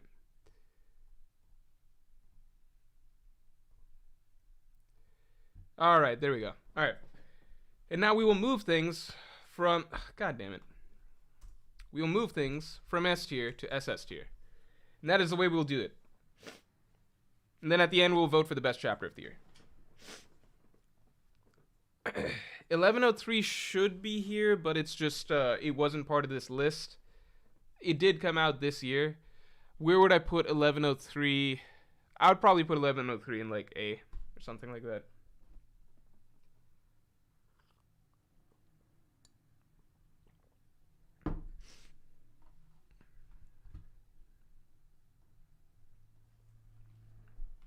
Just as a refresher, let's take a look. I would put it in A. Yeah.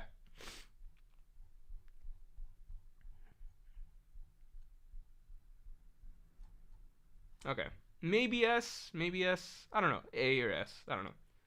Okay. Alright, let's see. Alright. So, to start with, 1079 obviously goes there. 1080 goes... Shit. I'm gonna be putting a lot of these up here. Fuck. What do I do? It's just gonna be the same shit. It's just gonna be the same thing. Okay, let's be real stingy with this. What is this? Okay, so what do I know goes there? What do I know is in there? I know this is here. I know this is here. Okay.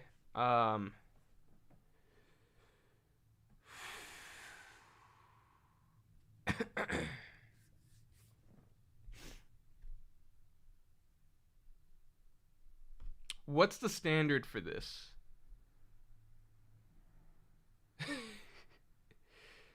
I feel like 1079 makes it here. I don't think 1080 makes it there. I don't know if 1081 makes it there. 1081 was the start of Garp versus Aokiji. It was really cool. I don't think it belongs here. 1082 is really good. I might put 1082 in here. Right now I'm just ordering it by number. I'm not going to put 1086. 1085 definitely goes here. I kind of want to put 1088. It was a really good chapter for the Marines, for Kobe, for Garp. But then so was 1087. I think 1087 was better. No, 1087 and 1088 are both really well written chapters. They kind of work together. Can't really detach the two.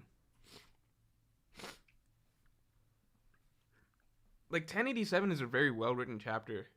It's a very, very well written chapter. And then 1088 is more of a feel good chapter. It is dramatic. I still think one of the panels of the year is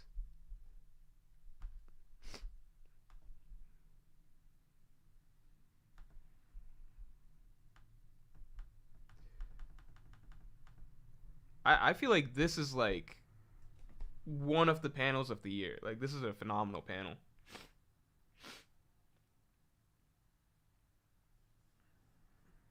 All right, we're going to come back to 1087, 1088. I feel like one of them should be here. 1089 can stay here.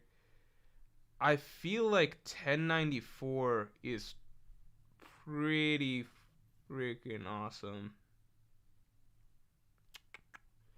1095 I'm going to leave here. 1096 is the Rocks Pirates.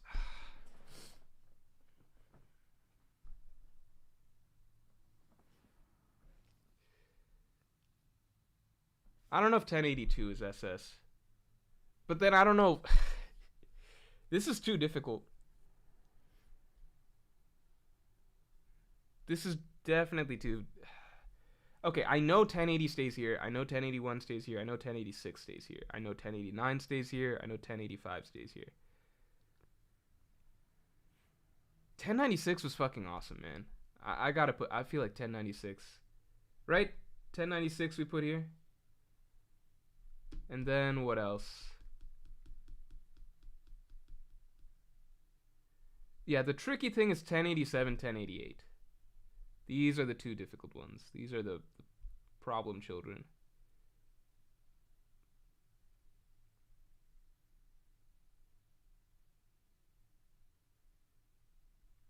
Should I drop 1082? Let me do a poll for 1082.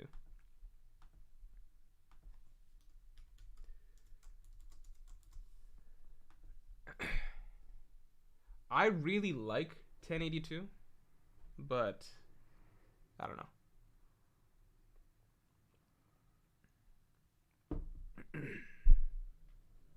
Okay. Yeah, get your votes in. This is a tight one. We're gonna give it 5 seconds. 5, 4, 3, 2, 1. Ah, no, we need 10 more seconds because it's at a 49, 52, 48%, 52%. This is tight.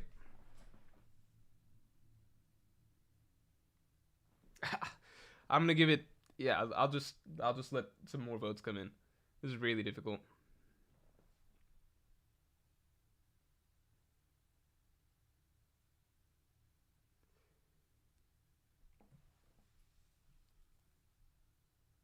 Slowly swinging. JWP says any chapter with Rogers, SS, not to mention Rock's crew. I mean, it had everything. It had young Garp. It had Roger. It had the entire Rocks Pirates. It was pretty insane. And it had some great dialogue. The Kuma Saturn conversation, that chapter was phenomenal. Loki, the highlight of the chapter. Okay, so 1082 is going to stay, but I can tell it's a divisive one. So we'll drop it if we feel like we need to. But then my question is 1087, 1080. I feel like they shouldn't both be SS, but they're both really good chapters.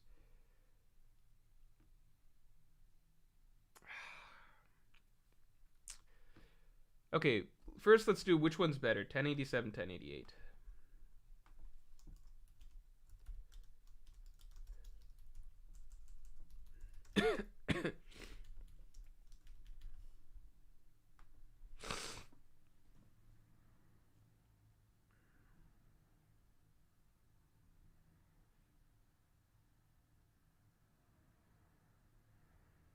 Okay, Maya. Yeah, it doesn't just change how we see Buggy. It changes what's gonna happen. It sets up the battle royale. Yeah, it's important for hype reasons too, like hype plot reasons as well.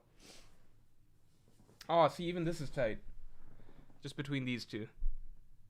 Well, we don't have to make them. They don't have to fight. They can both be in S or SS tier.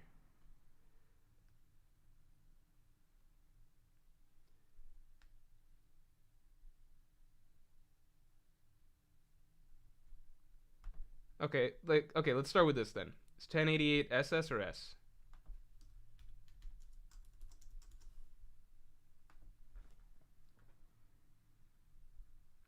I feel like I should bump them because they're clearly better chapters than these other ones. Right? They're clearly better chapters. But then 1094.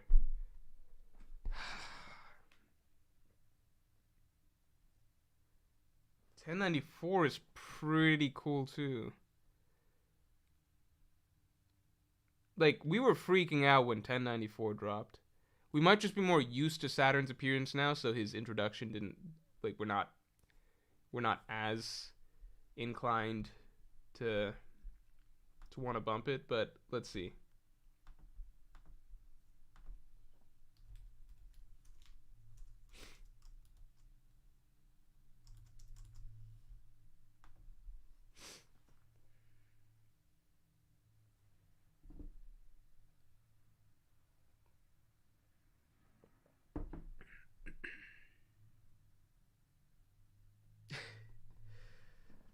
So, so all of these are going to SS.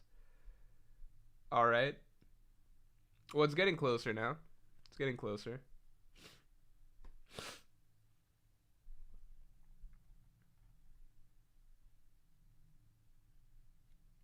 Okay. All right. I'll give it 5 seconds.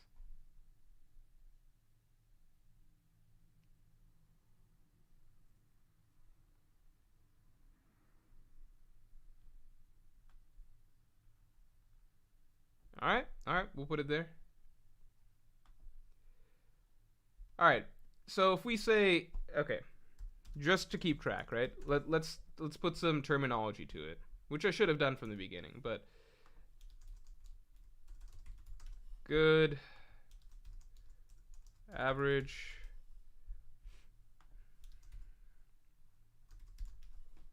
okay, and then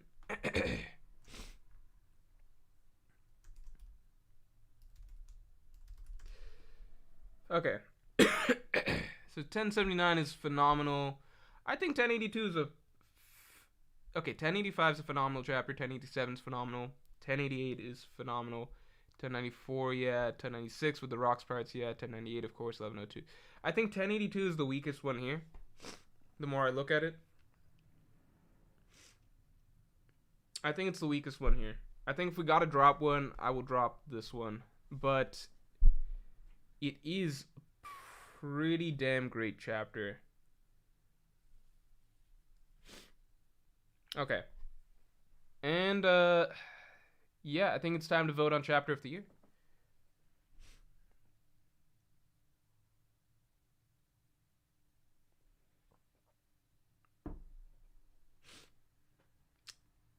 I'm seeing some pushback about 1079. People don't think 1079's. I thought 1079 is probably the most. I think I think I have a little bit the content creator perspective, so certain things surprise me because you can kind of remember the impact that certain chapters had just based on random like it's not like I'm remembering details for like most like this all just blurs together over time, but certain things do stand out in terms of how excited it gets people, just because you can kind of remember certain things like when a certain chapter comes out, does like viewership just skyrockets for a little bit, or everyone's tuning into that chapter's stream, or you know it's just small things that kind of that you kind of realize like like when certain chapters are really, really impactful. So I'm surprised a lot of people are wanting to drop down 1079 because that was like I vividly remember the impact that this chapter had when it came out. Um, so it's hard to see it being in a lower, because I guess that's kind of just like the difference maybe between on release hype, impact, etc., versus once some time has passed. I don't know. I'll do a poll for it if you guys want to drop it.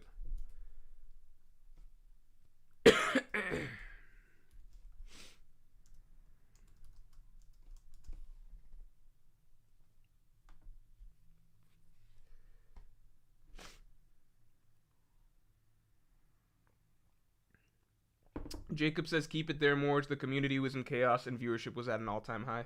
Yeah, that's why I'm kind of like, if we're being, like, in my mind, it's like, if we're being true to our, like, I don't know, it just seems like correct for it to be here because it's like, I know how you guys all reacted. Like, I was there. I know how you guys all reacted. You guys were treating it like the chapter of the century when it came out. So I feel like it's kind of, um, maybe you all just forgot because it was at the start of the year or something like that. I don't know. But you treated it like it was an SSS tier chapter when it came out. So now I'm just like, now you guys are acting like it's nothing. It just seems weird to me, basically. Because I'm like, I know what you guys were saying when it came out.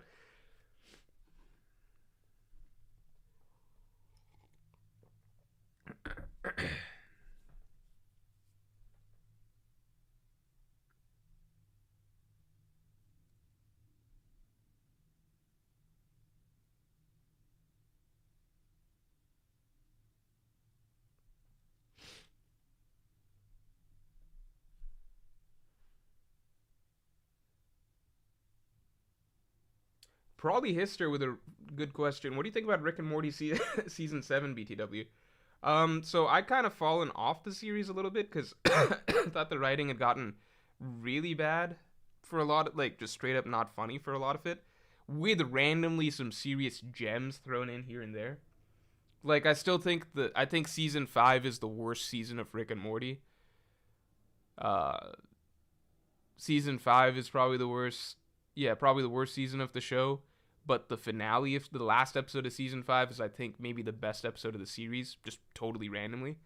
But for the most part, I thought it wasn't good. But then season 7, I think season 7 is, like, it had bad episodes that it just randomly got good in the middle. And then for the rest of the season. Because I think season 7 is actually the third best season of the show. Like, it had a lot of good episodes, like consistently good episodes.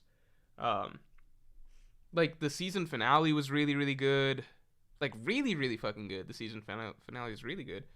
The clip show episode was really good.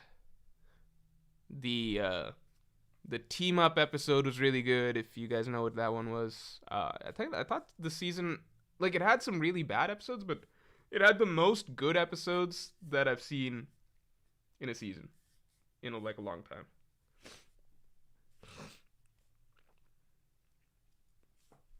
All right, it's gonna stay in SS. Maybe I accidentally convinced you guys.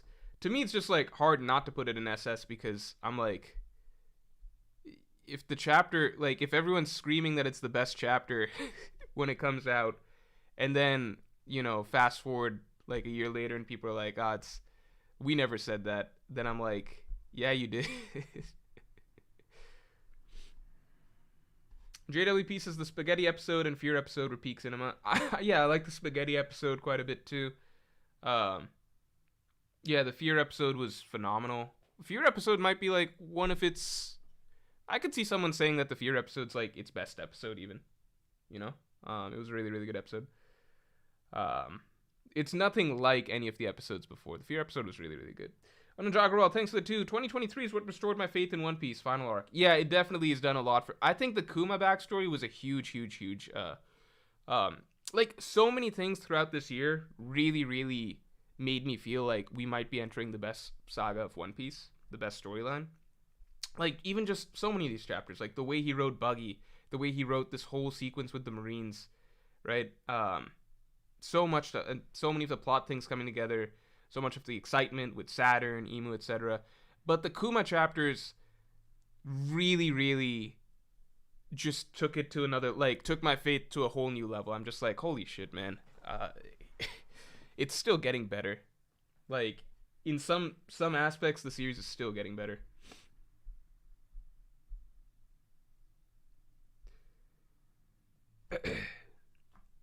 Mark Zach now, and thanks for being a Yonko tier member for 15 months. Happy New Year's, Morj. I hope it's a good one. Yeah, I think it's going to be a really good year, personally. Out of 10, where would you say your expectations are for this year of One Piece manga / other media included?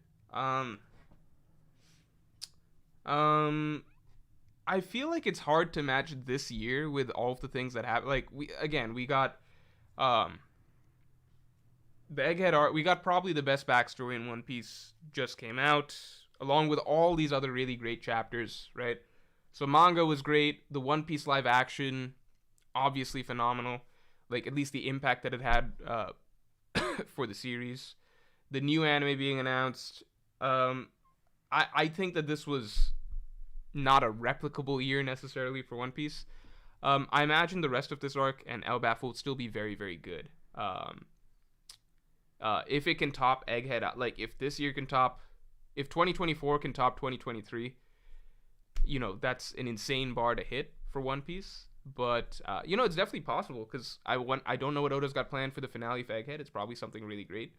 And then Elbaf is an arc that he's been working towards for a long time, so I'm sure that it'll be hard to disappoint with Elbaf. Fuzzo says, funny how Egghead could be the worst final saga arc. Yeah, that's the really, really crazy thing to think about, that as good as Egghead is, it could you can easily imagine every arc after this being even better,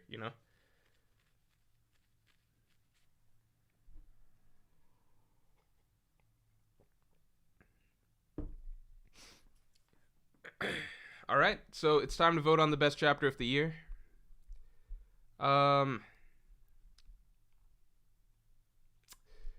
mean, okay, let's do it like this.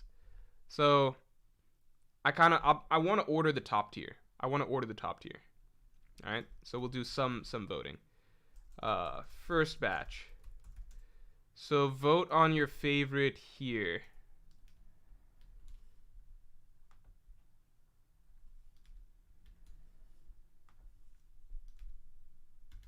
All right, I'm going to give some time. Take your time. The poll will be up for a little bit. Think about what you think is the best out of these four.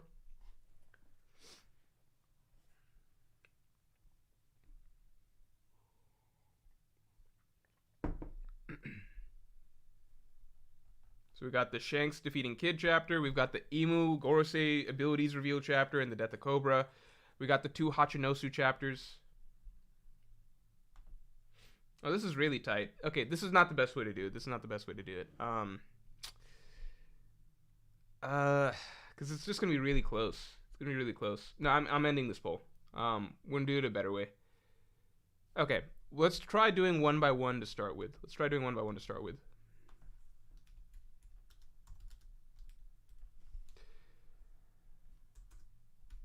And I remember 1088 already beat 1087 in that poll, so at least that's one down.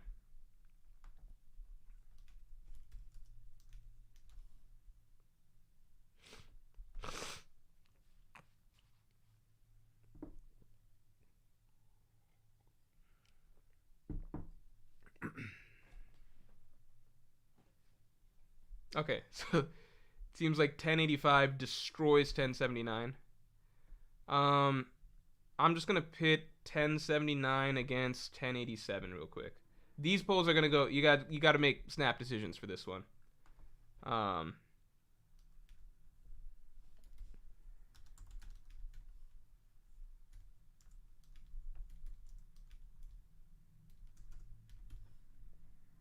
Bring 1082 back. No, we got to drop some stuff. We can't just have a whole. Defeats the whole point of SS tier.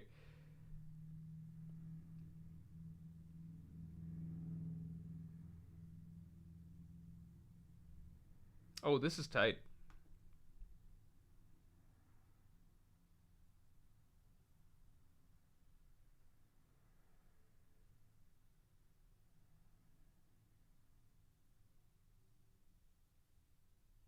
Okay, I might add 1082 back. I might add 1082 back. Let's finish this out, and then we'll see where 1082 lands.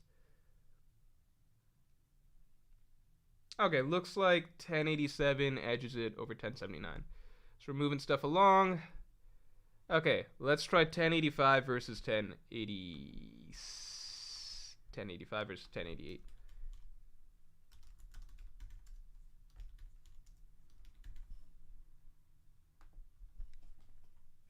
I'm not dropping 1079. It almost beat 1087. It was close as fuck.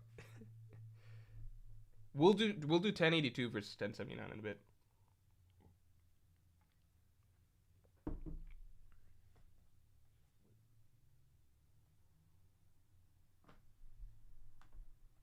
Okay, so it looks like the current order for the first. So we got these four down. All right, we got these four down. It looks like 1085 is taking that.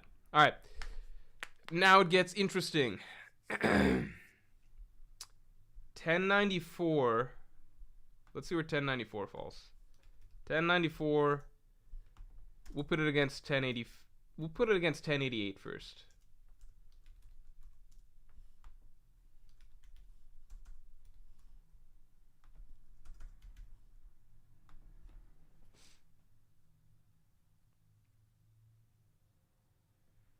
McDudes is asking how many chapters were there last year. There were only 32. Crazy.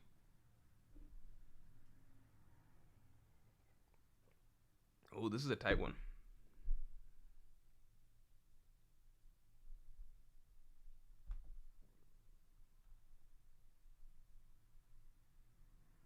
Interesting. All right. Give it 5, 4, 3, 2, 1. All right. And based on the vote differential, it looks like 1085 would beat 1094 as well. So we're going to keep this. And now we get to the Kuma flashback stuff. Okay, so 1096 is the Rocks chapter. Let's do 1096 versus 1094 to start with. Actually, I'll just go ahead and throw it against 1085.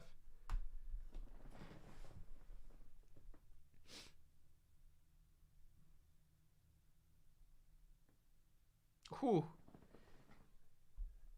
Okay, it was dead even 50-50 for a sec. Okay, now we're getting some separation.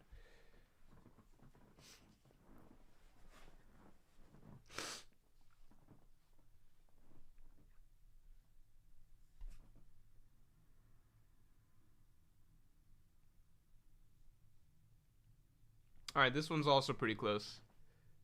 All right, I'll give it 10 seconds. This is getting pretty damn close.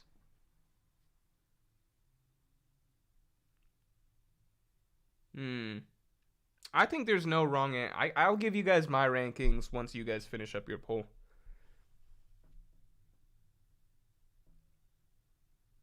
I'll rank everything in the SS tier. Mine will be more so like just my favorite chapters. I don't know how you define best or not best for individual chapters. I mean, there are but like, I don't know. For individual chapters, a lot is just like what you happen to prefer. All right, so it looks like 1096 barely edges it over 1085. These are two huge chapters. Damn, 1085 is a really good one too. So, like, but I guess 1096 we actually got to see all the Rocks pirates. It's cool. Okay.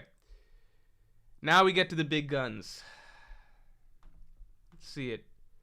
1098 versus 1096.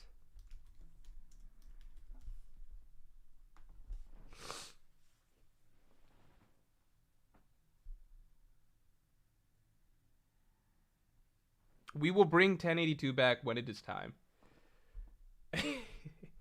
Oh, this is just overwhelming. That's crazy. I mean, I believed that 1098 would win, and I obviously have 1098 ahead of 10, like most of these, pretty much everything. But it's good to see that like all of these were relatively somewhat kind of close polls, like maybe you got some 60-40s or 70-30 or something like that. But this is damn near like 75% skewed to what? So it's just like there's a huge jump. It's like 1098 is just on another level. It should be in its own tier, basically, by this logic. Maybe we make it an SSS. All right. And there's no need to do anything else for 1102. We're just going to put it in a poll against 1098, and we will see the chapter of the year. We all knew it was coming down to this, right? It's either 1098 or 1102. All of these other chapters, great chapters for sure. Phenomenal chapters, even, according to what I labeled it here. But we all knew that there's a couple chapters that are just a cut above. All right.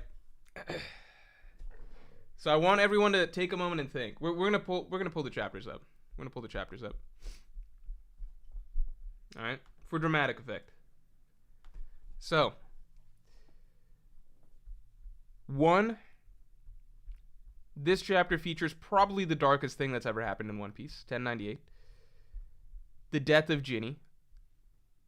I think I won't be able to properly... I think, for me, even to compare these two chapters, I would need to reread Kuma's whole backstory from start to finish. Just because Ginny's story, it's because, like, it was a month or two ago at this point, right? So, you know, I would need to be fresh off of reading the chapters where we get to see Ginny's character, her dynamic with Kuma, her relationship with Kuma, her personality, etc. That's what really made this chapter really, really hit for me, was just Ginny was such a bright, positive personality, upbeat, fiery, and then to see this, it's a lot. And fuck Viz's shitty ass translations, man. This is shit. I'll always love it. The way it was phrased in TCB was so much better. I fucking... Hate is the wrong word, obviously. I can hate the translations, right? Not the translator, but I fucking hate what they do to this series. It's the corniest, stupidest fucking dialogue. It dilutes any sense of real emotion. Fucking hate these translations, man. Alright, anyway. And then, of course, we have 1102. Which is everything coming together. Kuma's life. Everything, all these dramatic moments, but walked through again from his perspective. Even just this. This alone is a huge highlight moment from this chapter. Just his perspective in what was the most traumatizing moment of Luffy's life. The truth. What he was actually thinking as he saved his ass. And then this page. Holy shit. Just pulling together the whole concept of the characters so beautifully. And then fucking Viz's shitty ass translations. Holy fuck. Are you guys reading this shit? Your death is a nuisance to... God fucking damn it, man. Who... What's wrong? What the fuck, man? Let's read some real translations. God damn it. Are you trying to make the chapter... Like, what... Is he trying to fuck it up? What is his goal? Does he hate One Piece? This is so much fucking better. Does this dude actually hate One Piece? I have some actual serious questions for the Viz translator. Is it his goal to take everything good and just shit on it? Does he see great writing and is like, how could I make this bad? What is the best way to do that? My God. Anyway, you guys see what's happening. Great shit here too. Phenomenal last 3 pages. Perfect 3 pages to end this flashback. My God. Something needs to be done about this. Alright. Anyway, let's do the poll. 1102 versus 1098.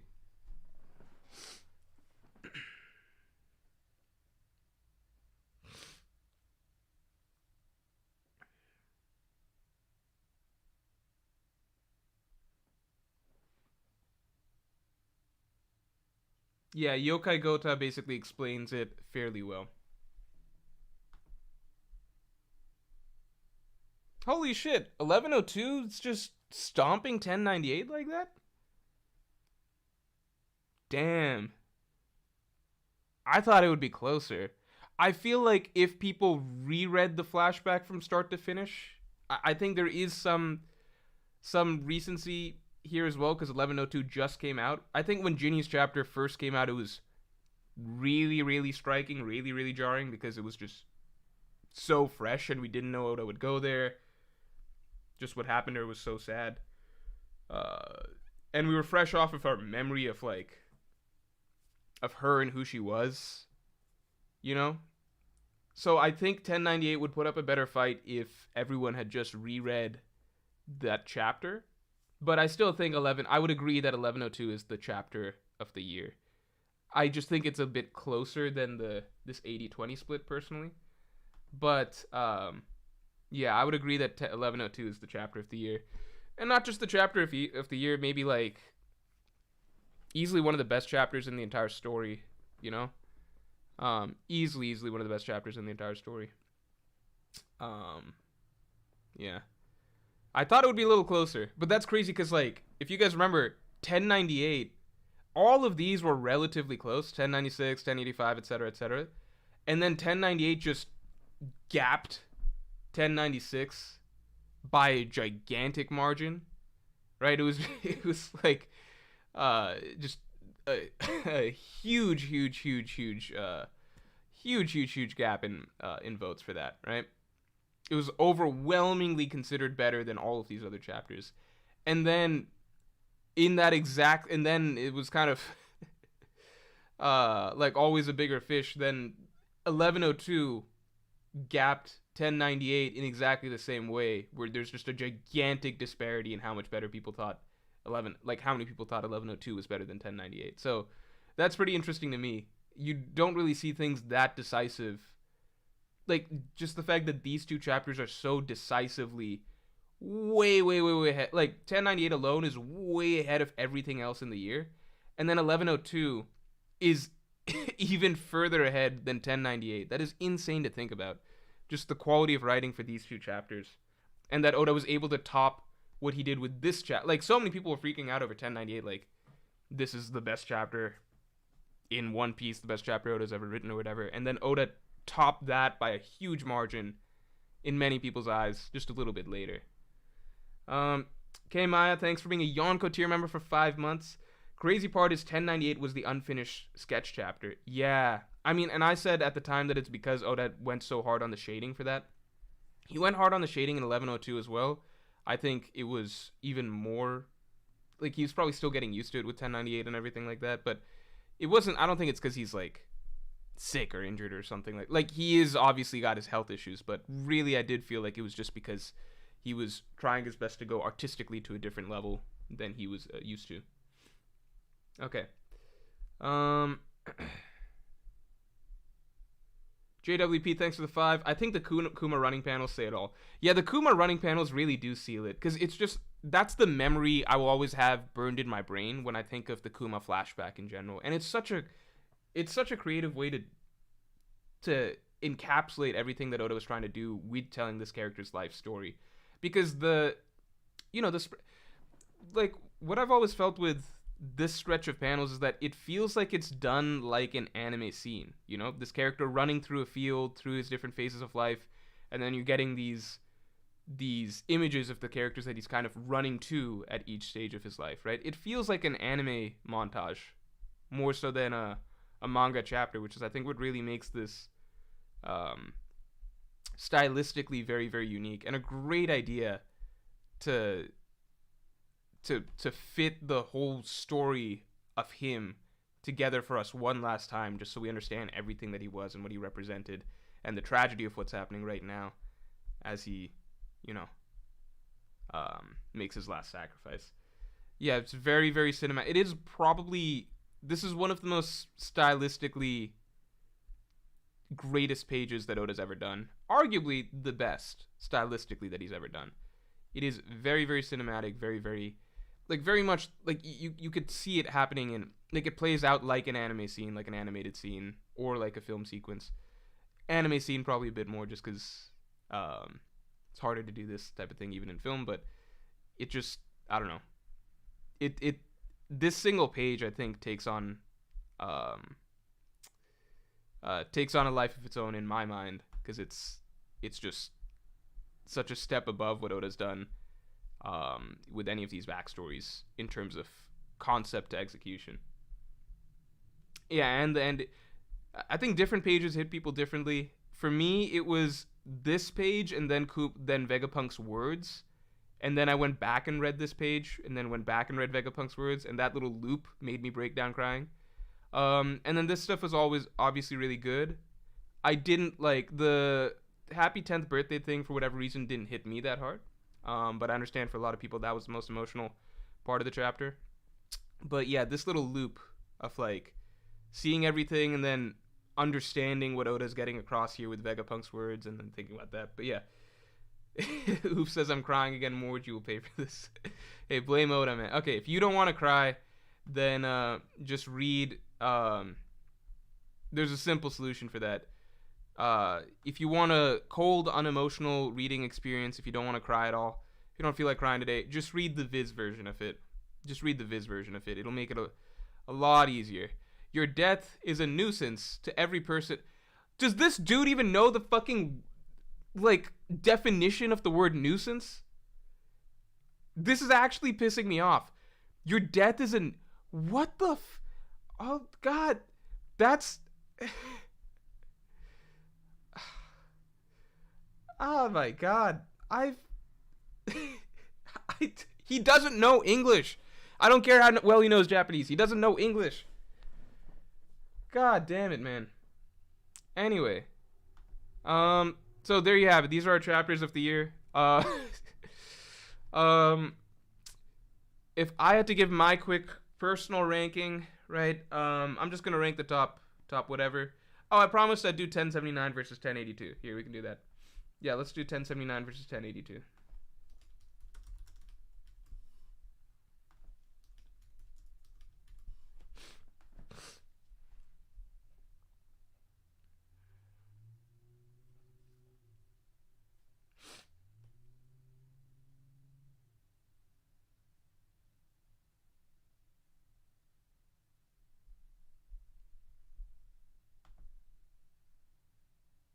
All right, there you have it. 1082 wins.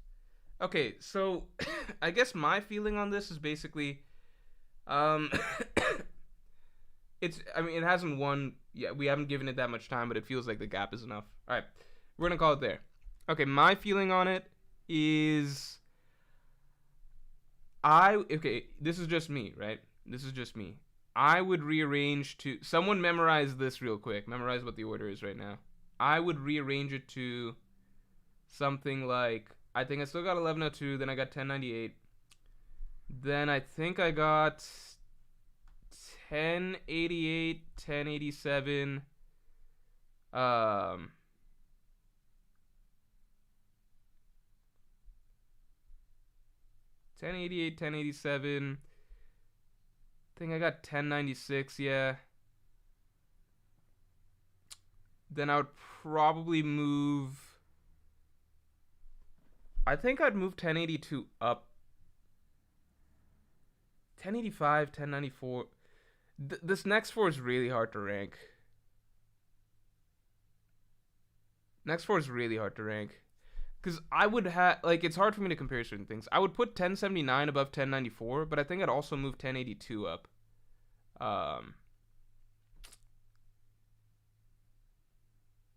And I think I for whatever reason, 1085 isn't that great to me. I don't know why. I really don't know why. Like, for some reason, I find 1094 cooler than 1085, but that doesn't really make any sense, right? Like, I still think 1085 is phenomenal. It's just, for some reason, I think hype, like, in terms of hype, I found 1096 more hype. I found 1079 more hype. I found 1094 more hype. And then in terms of writing, like, obviously these character chapters are better. The buggy chapter is better. I don't know. What was the original order? I think it was like this, then this. I think people had 1085 here. Is that right? What was the order before this? I forget. It's It's something like this. Good enough. Um,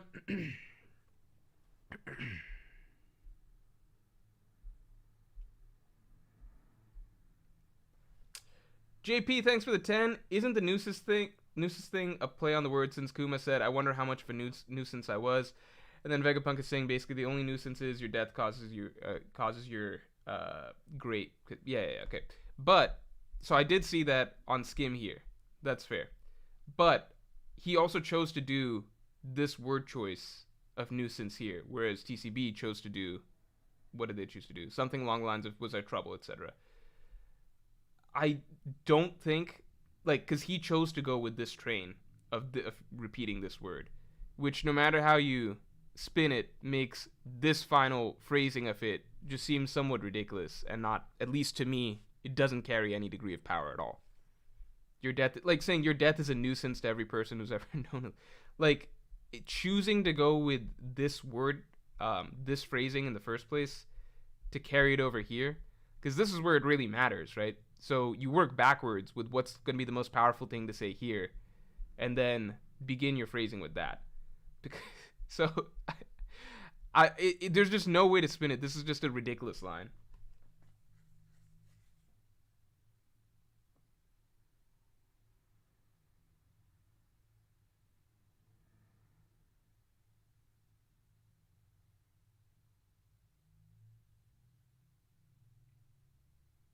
All right. We are going to call stream there. I think this is a fairly good list. Pretty cool that there's only. Yeah, there's a very short section of the story. Yeah, so you can actually even observably see where most people feel that the story got weakest, which was, yeah, this little section 1072, 1074, 1075, 1077. You know, like this little section was not so strong. It dragged a little bit during Luffy versus Kizaru, and then I personally felt like there was a couple chapters in Kuma's flashback that weren't that strong in any particular category, and that's just the way it is because that's what allows you to build up to phenomenal all-time great chapters. But for the most part, throughout this year, we had just good to great to phenomenal chapters, which is a pretty crazy thing to look back on, right? It's hard to maintain this level of quality over a full year, you know? So, let's hope next year can kind of live up to this year. And yeah, Happy New Year's, everybody. So, great start to the year, I think. And yeah, we got some good One Piece left for the rest of 2024. Still weird saying 2024. Thanks for tuning in, and yeah, I will talk to you guys all later.